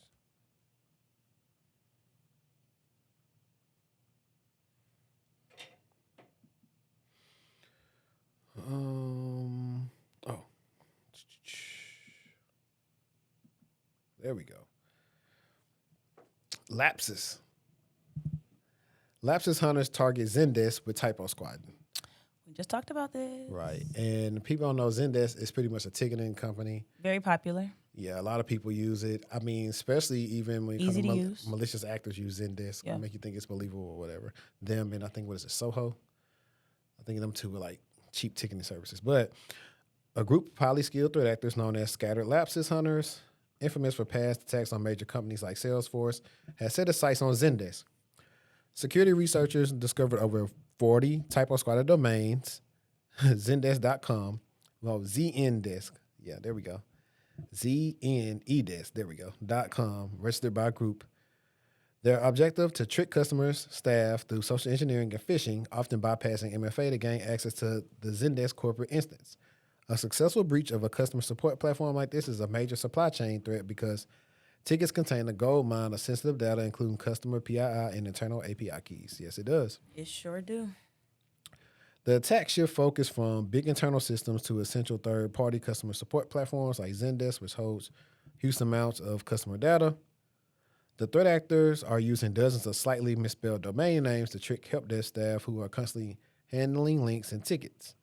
The security advice here is simple. Train your help desk and IT support to be your first line of defense, as this attack relies entirely on social engineering and MFA fatigue. And I'm interested to see, you got these different tools that you can buy as part of your strategies to not get typo squatted, where they are monitoring any domain that looks similar to yours. Mm-hmm. And it's, I don't say instantly because you don't know when it scrapes it. But that's always some advanced protection. Mm-hmm. Everybody wants to get the basic because the basic is cheap, but that's always going to be more bang for your buck. You're going to have to spend more money to get that type of intelligence. Exactly. Let's see if there's anything else that's over here that... Yeah, that was the Salesloft drift breach and gain site. That's how they compromised them. So I'm going to pick up some stuff that's talking about here because social engineering defenses is all with the people. Remember, didn't you send me the person just clicking through the yes, the through thing? that training, yes. Yeah. And it was, yes, literally. So the biggest thing that I would talk about from a help desk standpoint is verification. Even if you get duped, you got to verify who you're talking to is who you're talking to. So implement strict identity verification protocols beyond standard questions, especially for privileged access requests. Remember I talked about aliases? Mm-hmm.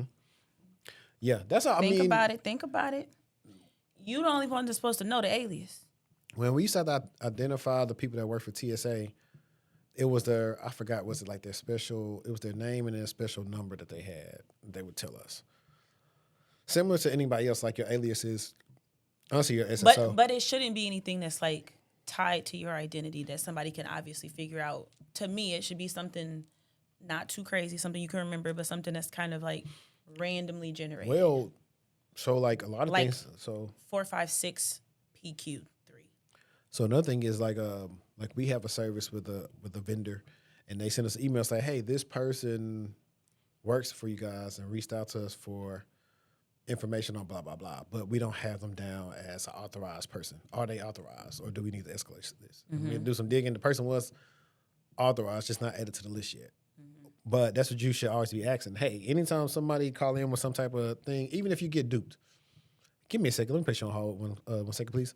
Yep. Hey, are you guys suspecting the change, blah, blah, blah, today? This should be something that's written in some type of change versus somebody just calling on the phone that needs something to be done. It should be procedures to make sure that nobody gets hacked. It tells them to conduct regular phishing and phishing simulations targeting both general employees and help desk personnel. I agree. And so now it's talking about how they should harden the SaaS platform security, restrict powerful permissions like API, enabled and manage connected apps to trusted administrators only, which I agree. Implement IP allow listing for user profiles and connected apps. That's easy to do. Deploy automated monitoring to detect anomalous downloads or suspicious API activity. Yep. And no force phishing resistant MFA, using hardware security keys and regulatory audit connected apps and revoke unused or suspicious OAuth tokens immediately.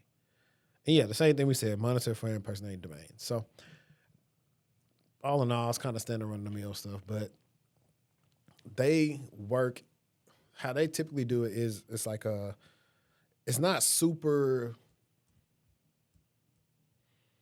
that's what I'm looking for, specific. It's like, since they said they had like 40 domains, they're just hoping to catch what they can catch. 40 ain't too bad. I mean, they could have a lot, like with the NTTA, all of them domains that was, it was. Some of the toll stuff? Yes, it was thousands. Yeah. So they're just trying to see, because typically the domains will come up like instantly that day, and they're trying to get in and get out. Yeah. Because if they let them stand for too long, Yeah. they're going to get caught. So that's why. They probably have more than 40. That's probably all they found. Exactly. Yeah. Because that, like I said, it's a big number, but I would have assumed that there would have been more. Right. India pulls mandatory government app after privacy backlash. Did you hear about this one? Mm-mm. This one's crazy.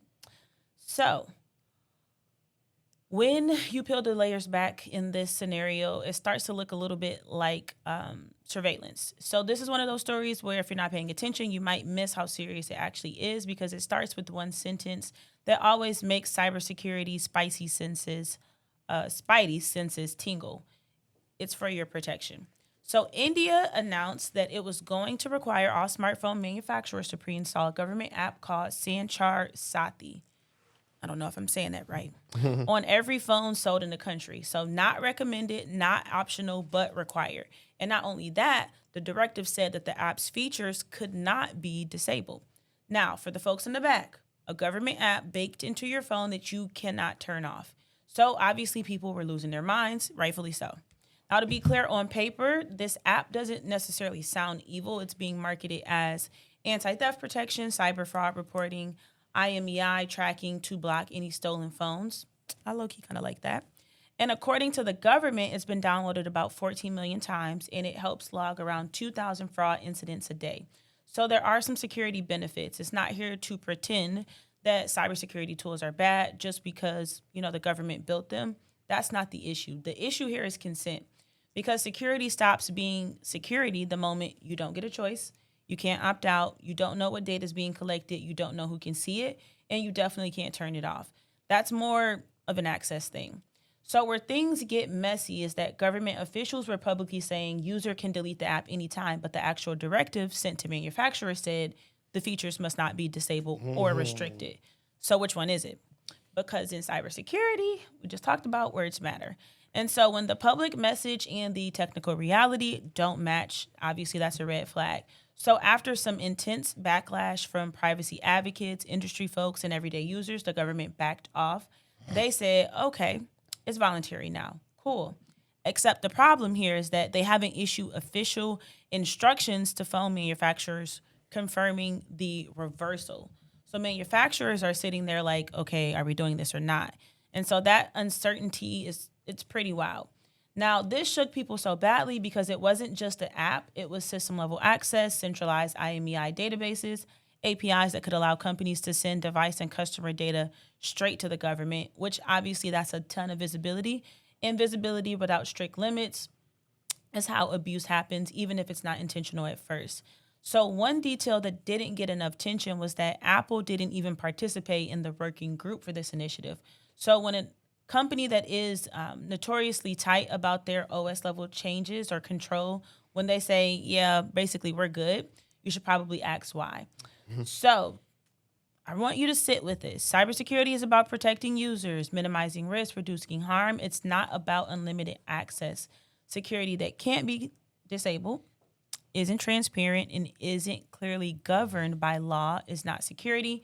It's control that's being wrapped with good intentions. And we've seen over time and over that once that access exists, it rarely shrinks. So before anyone says, oh, that's just India, that could potentially set a global precedent. If one government can normalize mandatory undeletable apps for safety, other governments may watch that closely. And once it's normalized, that could potentially be spread about. And that's how we see kind of privacy erosion works. So security without choice is not security. If you can't turn it off, it's not for you. Cybersecurity should never require blind trust. Real protection is opt-in, transparent, and accountable. Would you be okay with a government app that you can't remove? No. Do you trust any government with that type of system level access? Not at all. I don't even trust. Not at all. Okay. I think that's crazy, and I'm glad that they reversed that because, like I just said, setting that precedent.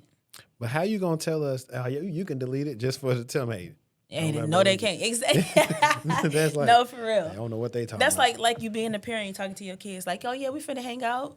Then you like, nah, we finna go home. Yeah. It's like, to me, like, it really spyware. Or for this, It's absolutely I wouldn't be surprised spyware. if it's still on the phone. They just can't see it. What have we talked about in the last year with these spyware companies? How awful their security is. Mm-hmm. So no. That's crazy. It's gonna be a no for me. You just remind me of Randy Jackson. Yeah. It's gonna be a no. It's gonna be a no dog. for me. Yeah. Man, it's Coupang. I think it's Coupang. That's how you pronounce it. It's like, I would say Coupang, but let's see. don't I don't say what I say because it's probably not right.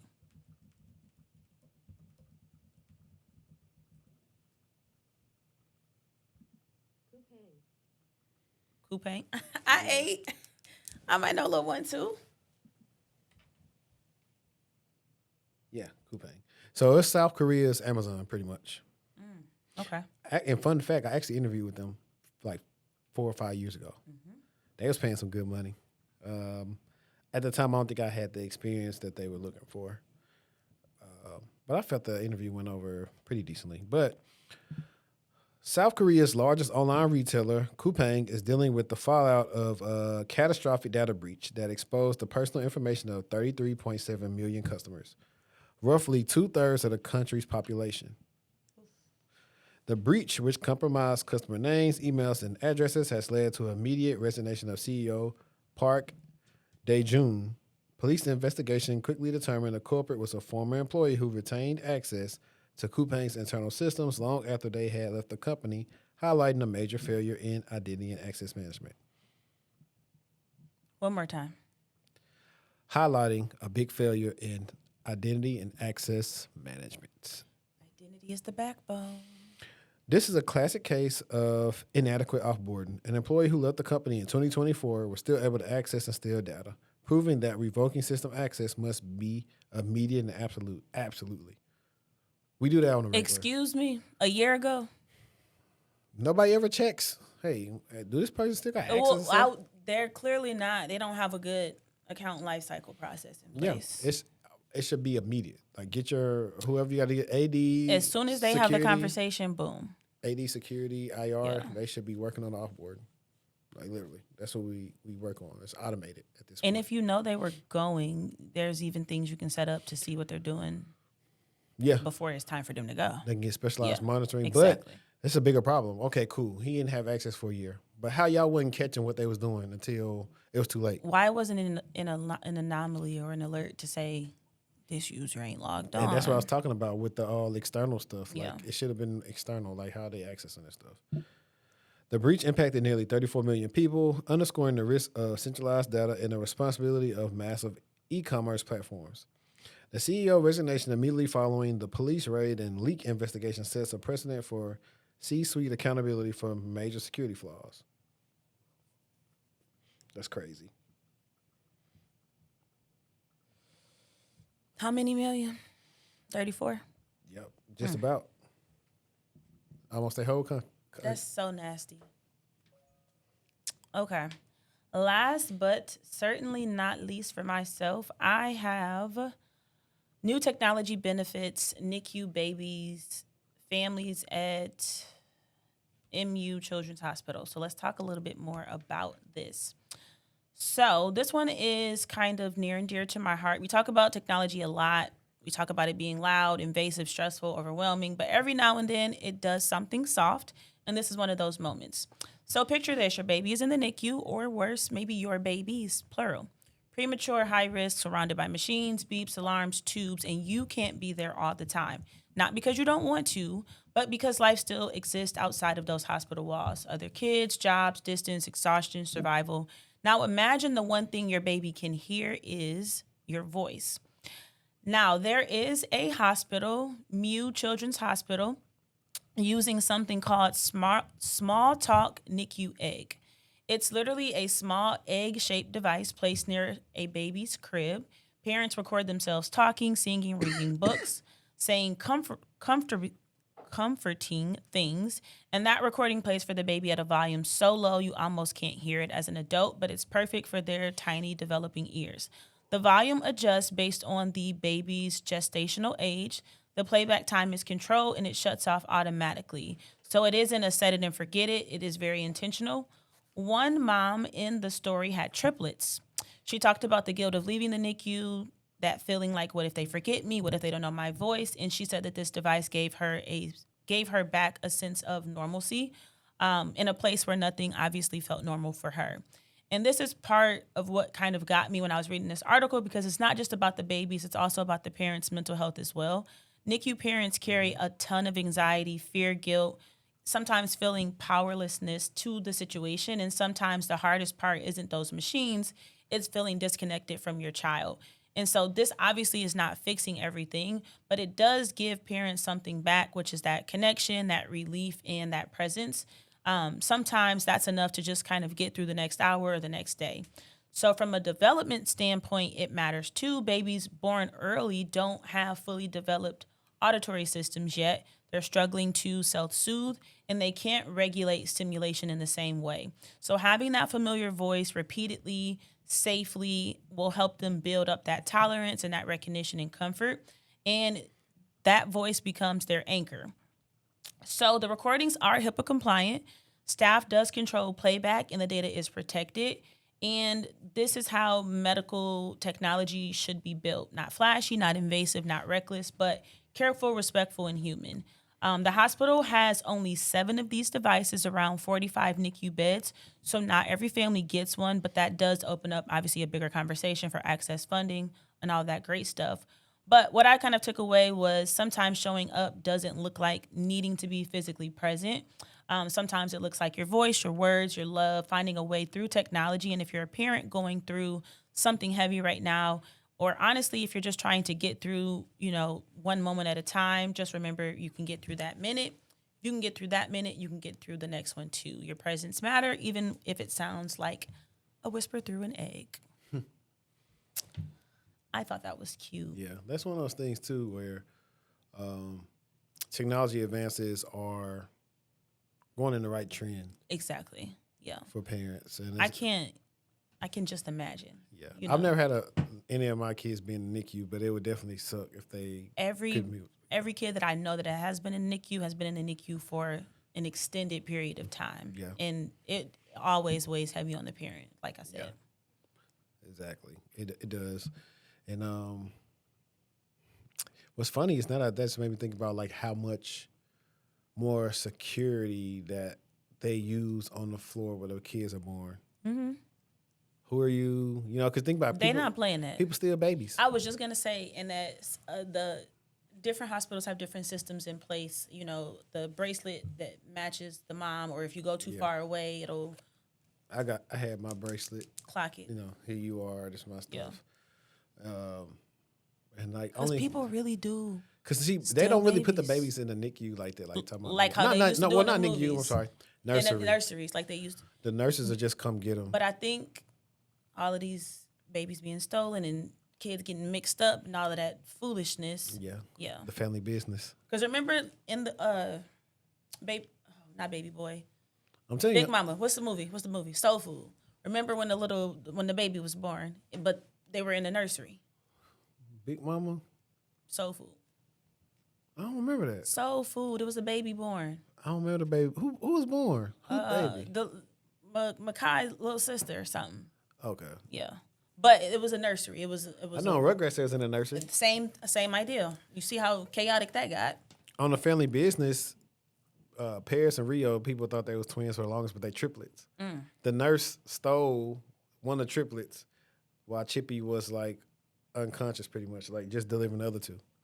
That's so insane. He was raised for years not knowing he was a Duncan. That's insane. Yeah. What season is that? It happens, you find out about him on season 5. I forgot which book it is, but like he has a different name. Like most outside of Junior, you know, all the Duncans are named the cities: Vegas, Paris, Orlando, Rio. And the triplet's name is Roman. So kinda in the thing, but not really. But yeah, man, I don't know, poor babies. Let's see. I think we ate it up. No, we still got the AT&T. Oh, yeah, that's the last one. AT&T CEO John. He is Stanky. I told you that. I wasn't being funny. John Stanky addressed the fallout from his controversial viral August 2025 memo, which told employees to embrace the company's new strict 5-day return to office mandate and its market-based culture or find work elsewhere. Stanky stated that the blunt memo itself was not the mistake. Instead, he told attendees of the summit that his real era was moving too slowly on cultural evolution. Delaying the prioritization of these tough changes, he defended the memo as necessary air cover for leaders to finally execute the cultural shift needed to keep the telecom giant competitive. Oops. I'm still getting used to this thing. It slid all my stuff off. So he said the mistake clarified. Stanky claims the viral content was a distraction. The true mistake was delaying the cultural reset that he says was necessary for the company's survival. Loyalty is dead. The memo cemented AT&T's move away from rewarding loyalty and tenure, replacing it with a market-based culture focused strictly on performance and capability. And yeah, AI is the next mandate and leadership air cover. But I'm not mad at that because you do need to have good culture. I agree, but I think, like I said, so this goes back into if they want people to come in 5 days, but some of them weren't making the money to go stay in downtown Dallas. So that's the thing. It's like you already got to be up there enough. That's why when I interviewed with them, I was like, I don't really care. Y'all not paying that much more for me to care enough to want to come into office. You need to find a Disney quote since we talked about Disney. A Disney quote? I mean, what you mean? Like the Walt Disney, or are you talking about just any Disney quote to end the note on? Then you say keep on swimming? Well, no, a different one. Don't try to steal me. That's mine. I'll make a man out of you. I don't know. You gotta look one up. Mulan. I have a good one. Use it. Okay. When it's time. It's always a good time. So go? Yeah. Okay. My quote is by Winnie the Pooh. You're braver than you believe, stronger than you seem, and smarter than you think. Love CyberShortieee. My stuff is always funny stuff. It's like, if I take one of your antennas and kick across the yard, who the loser? Me or you? Okay. I wasn't thinking about that. I think about Mushu. What movie is that? Mulan. That's Mushu talking to the cricket. Is Ants a Disney movie? You think about Bug's Life. Bug's Life is Disney Pixar. That's what I was thinking about. Remember when they used to have bloopers? Yeah. We don't even get them no more. Or you could do Hoes. Digging up on hoes. That's gonna be one of the other ones. Hey, tell me you're a millennial without telling me. It's gonna be that. The American Dragon, Jake Long. I'm looking up one from Hoes right now. I'm tired of digging hoes, granddaddy. I was actually thinking about, I'm tired, Grandpa.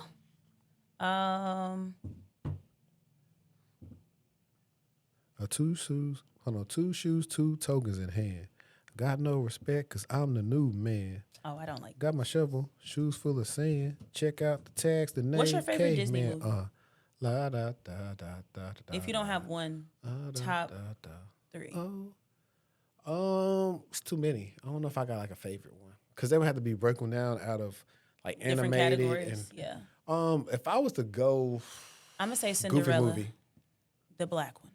I'm gonna say Goofy movie. Cinderella first, and then I'm not gonna lie, High School Musical. For me, Wow, Cats in the House. I never watched it.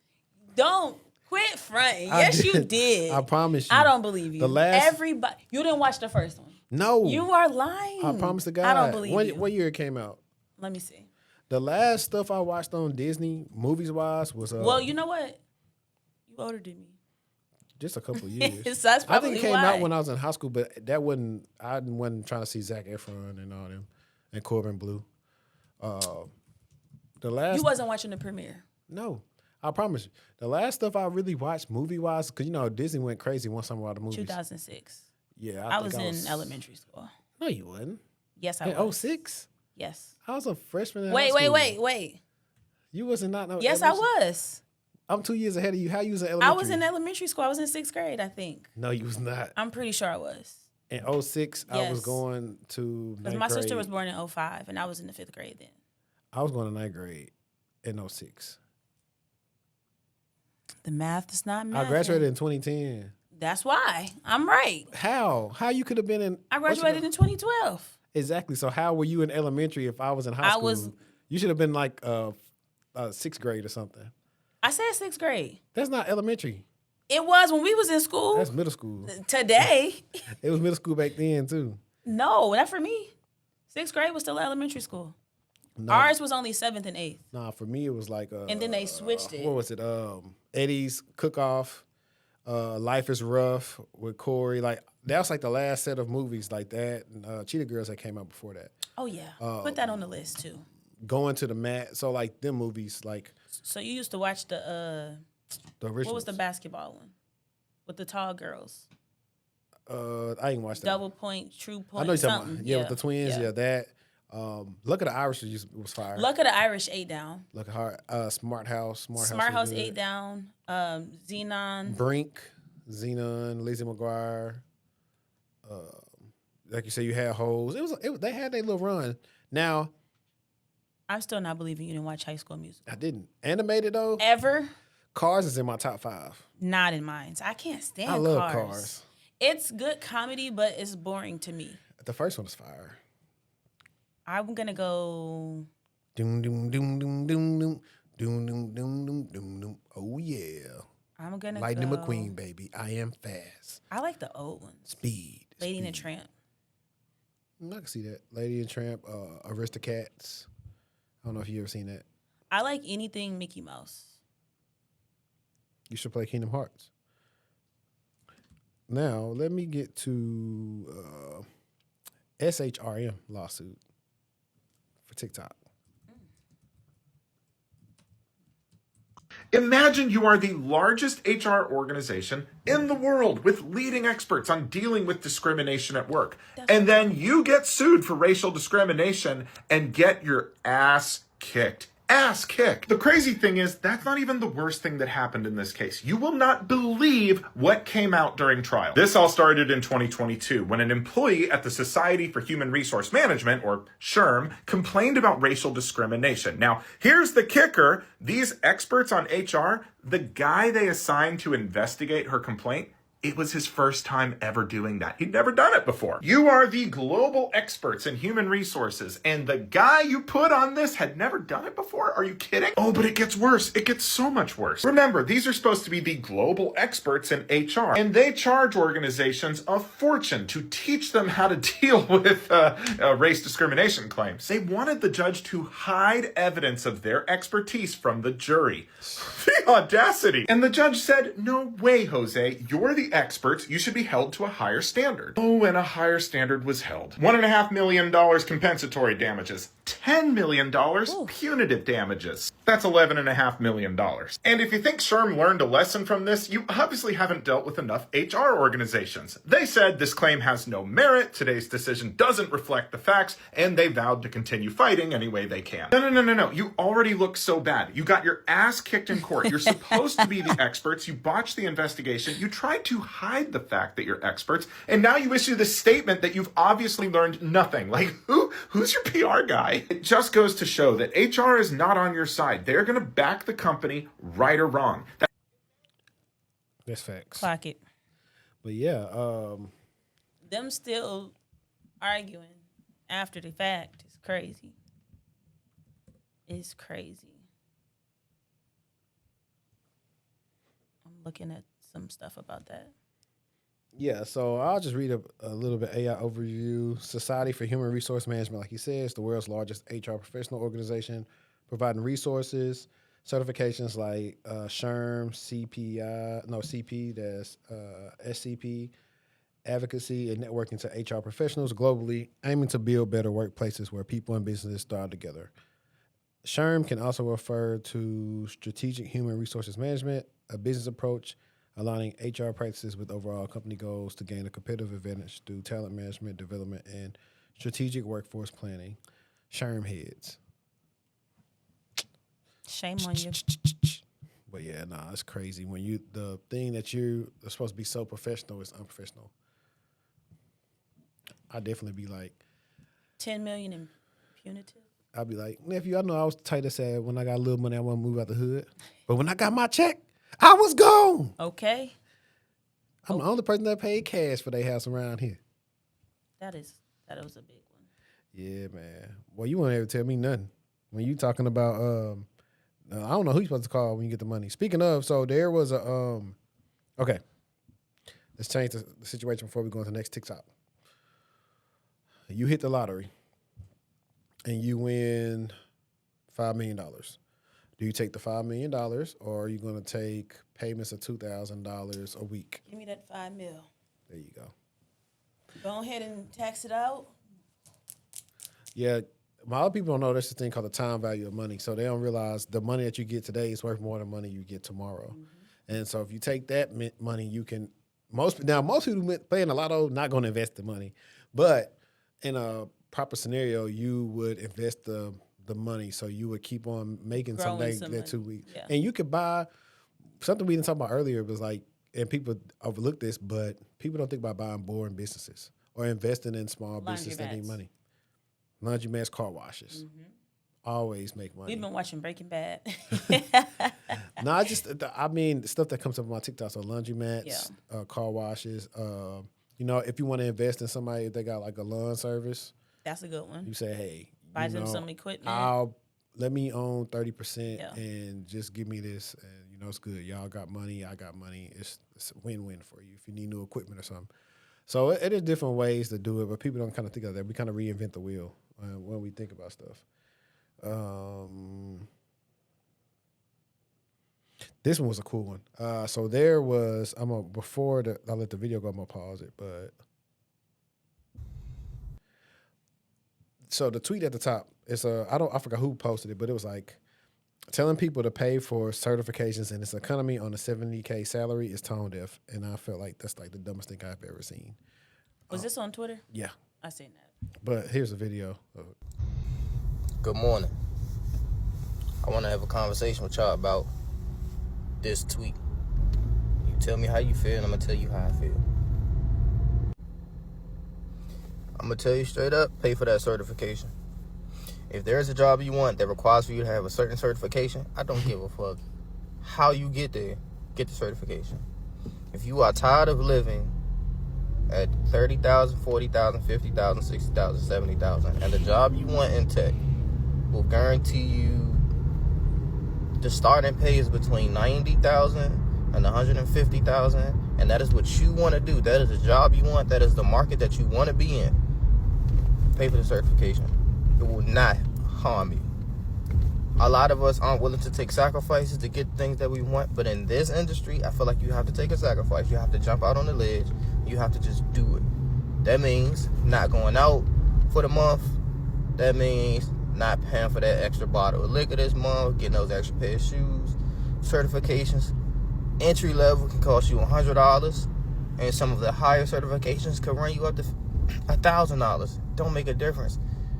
If you're making $70,000 today, you need to be putting aside $500 to pay for the exam that you want, and allowing that $500 to be your net that you can lose. Because if you have Security Plus and all of the jobs that you want require you to have CISSP, you probably need to go get CISSP. If they require you to have a CAS Plus, you probably need to go get CAS Plus. If they require you to have PMP, you probably need to go get PMP. I don't give a fuck what your salary is now. If it's going to take you a year to save the money, get the certification that you need. Get the money. However, sacrifice. But you got to get to that point some way, somehow. I think he just started. Do what you need to do. I think he ate. He did, but then he just started talking. Yeah. But I think there are people who are in positions where it is going to be difficult for them to save up money. It's going to take them a while. when there's That's not that it's going to be, but we are full of excuses. And just like if you know your mama birthday coming up and you finna go spend that whatever it is, like we have to be strategic and mindful of what we actually are spending our money on. And if you want to advance your career, you're going to have to put some money on it or find some way for you to get these certifications for free. Apply for scholarships and waivers and vouchers and things like that. Take advantage of you being a college student or a recent grad or whatever it may be. But I think we do come up with a lot of excuses as to why we can't pay for I don't even know how much Security Plus is. It's like $350? yeah. Okay, we can come up with a million reasons why we can't. I don't have no type of understanding for people because when through the breaks of school, I pay for my own Security Plus Yeah. out my pocket. through the breaks of school, when I was not at Tech, LA Tech, for y'all that don't know, I went to LA Tech. That summer of 2013, I paid for my Sec Plus, and I was only making $7.75. Oh, I was making $20 an hour. So bye. And I was smart though. Now this is why I knew. I saved like a big chunk of whatever refund I got for that last quarter because I said I'm gonna need this money for something. And But you didn't know what it was, but you knew you was gonna need it. So because I wasn't gonna be able to save up really the $300. I could have, but it was tough. It was gonna take you a while. Because I remember I did my first year of college 2010 through 2011. And so the following summer going into the fall of 2011. So when did you get it? I got my Sec Plus in 2013. Yeah, you ate me up. I got mine in 2021. But So what exam was that for you? 1? 301, I think. Yeah. I took the 601. Yeah, it was a long time ago. But No, 5. But like back then it was tough for me to start $300 for a TV. Could you imagine a little 40-inch back then was like $3 something? Yeah. A Vizio? Yeah. because I had bought all my stuff there, but I was putting money away. Okay, I know this. I'm looking at TV every day in electronics. I want that one. You gotta make sacrifices. You do. You're not eating out. And you're not eating out. And these people don't even know. You're not hanging out. There's so many different organizations that will give you a voucher or something for this, and these people don't care. Like, but the fact they said 70K, like 70K was a person that couldn't afford getting the certification was stupid. Yeah. That you should have tried to use a lower number, but people make time for what they make time for.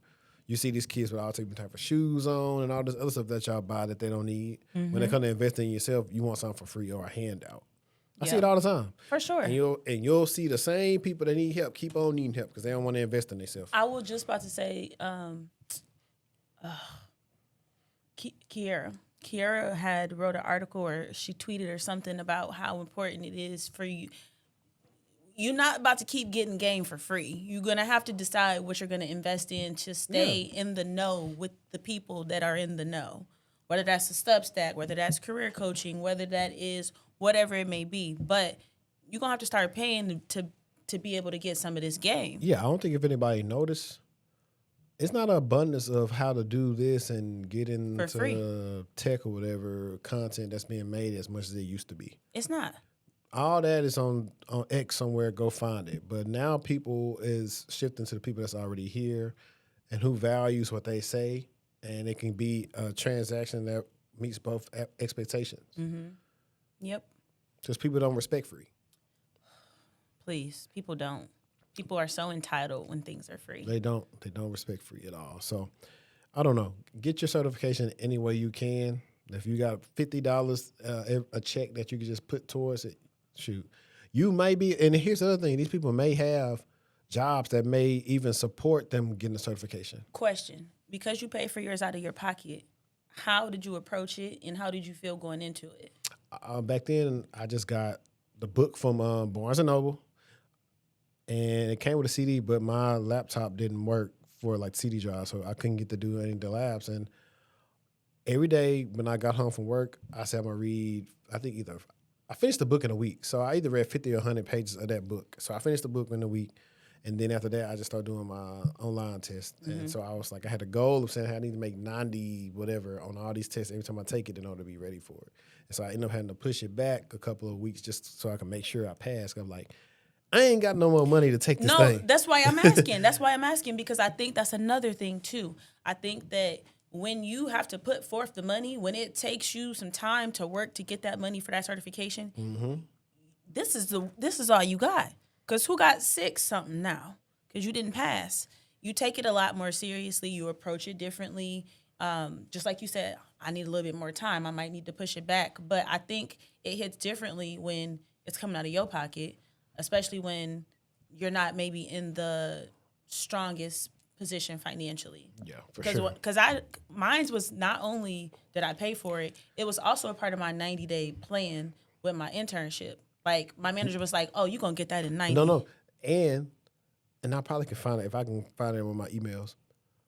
They almost tried to play me on let me reschedule Pearson View. I had luckily screenshotted my history that showed I changed the time to take it on this date, but for whatever reason, it didn't go through. And I had to go back and forth with them and say, listen, dog, I ain't got no extra $300 to be paying y'all.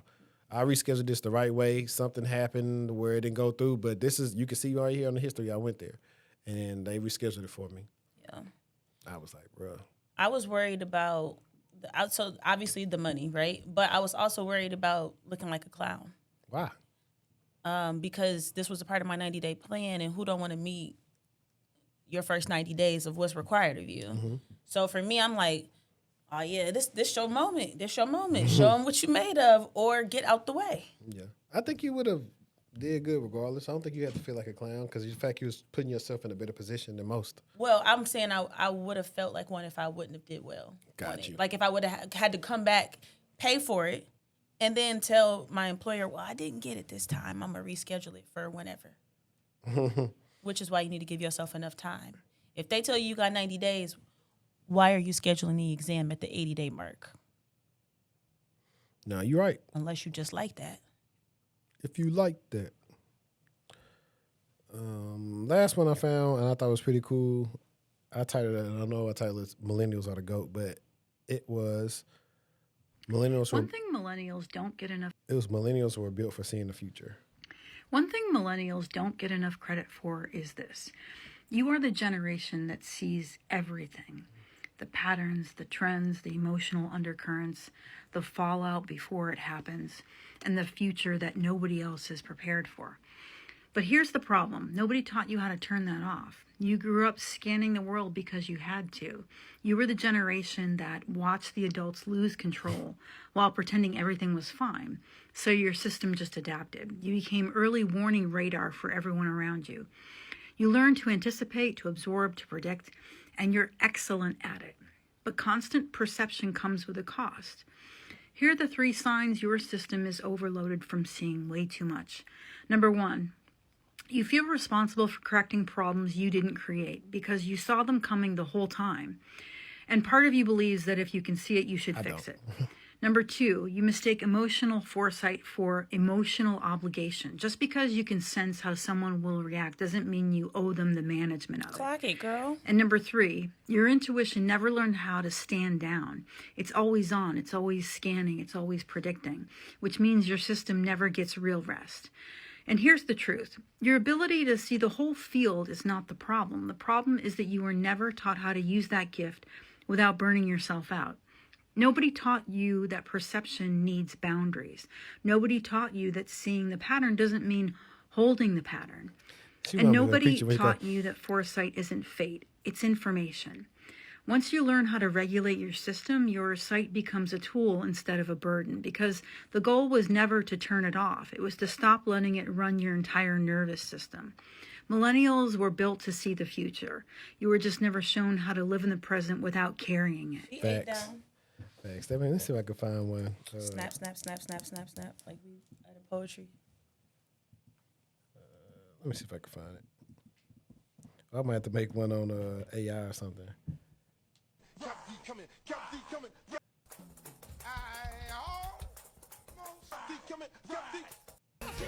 Okay.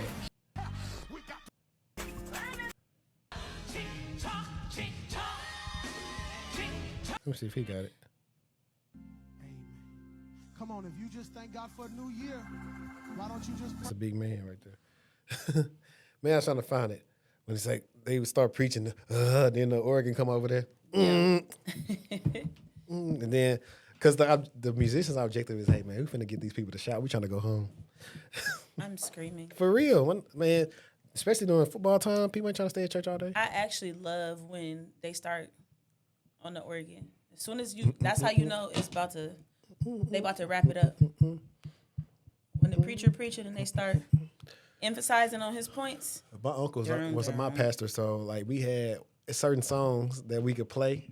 And he'll look back, he'll figure out if he gonna sing it or not, and then if you can get him to what's called, then he'll still preach after that. But it just be like, oh, we finna make him sing today or something like that, like the fun stuff.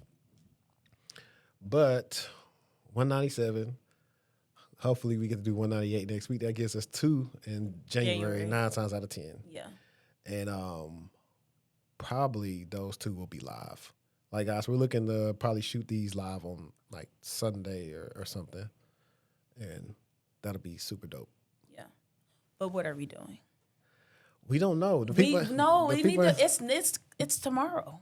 We need to figure out. The people have not given us enough things to, like, what we should do. Yeah. Like, I don't know, are we trying to have fun? Or are we just trying to sit down and eat? We're doing both. Like, all of it. That's what I'm trying to see. Like, both of them. I mean, we can go to the colony. I mean, we should definitely do. It's giving karaoke, cute card game, funny scenario meets food. Because they got stuff there. They got stuff right there. They got stuff really everywhere. The games that we had sent the other day, those would be some fun games to play. We should do the rhythm game. You seen that in the rhythm game? Like, say the word on beat. Yeah. Like, what was that? Like the game we used to play, Let's Play. Concentration. I think I played that. I never played that, but I know a variant of that game. I used to play a game called Zoomy Zoomy. You just do a clap, and then every time somebody says Zoomy Zoomy, the beat would get faster.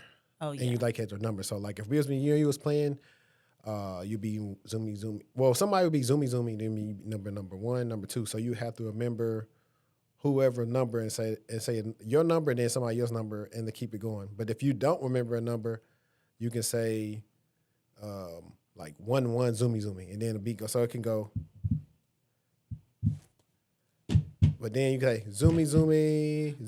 I feel like I've seen somebody play. Yes, I feel like I've seen this. Yeah. And so, but that's how concentration ends up going because you start moving. That's faster what I'm saying. and I know there's a variation of that, but no, it's like you say they give you a beat, and so like let's say you have 4 dogs on there, so the beat would be like dog. Then this went dog, cat, cat, and then it would. I have to show it to you because it actually do get difficult. Quickly with the words. Like when they start putting multiple pictures on there and they have different words, and you try to figure out how I'm gonna say it. And then your mind is trying to predict the next thing instead of just reacting to what's there because you're trying to say it on beat. So you know what I used to struggle with? Do you remember that? It used to be like a card, and it used to be like say the color, not the word. I don't remember that. Like, so let's say the color is red, but it's in purple. Say the color, don't read the word, which is easy for a kid who can't read. You know what I mean? Because as adults, you're trying to read. I'm done.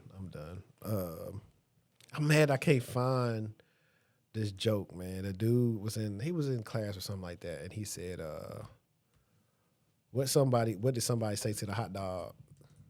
And then that man said, "Your hot dog," because it was something stupid. And I'm like, I'm dead. Oh man. But guys, I appreciate you for tuning in with us. If you like this episode, please share it out. There'll be like some donation links if you want to donate to the studio and get us some more stuff. Please do. If you want to come in town and kick it with us in January, the more the merrier. Yeah, and if we don't see y'all again, happy holidays and happy New Year. Happy holidays, happy New Year. And we out.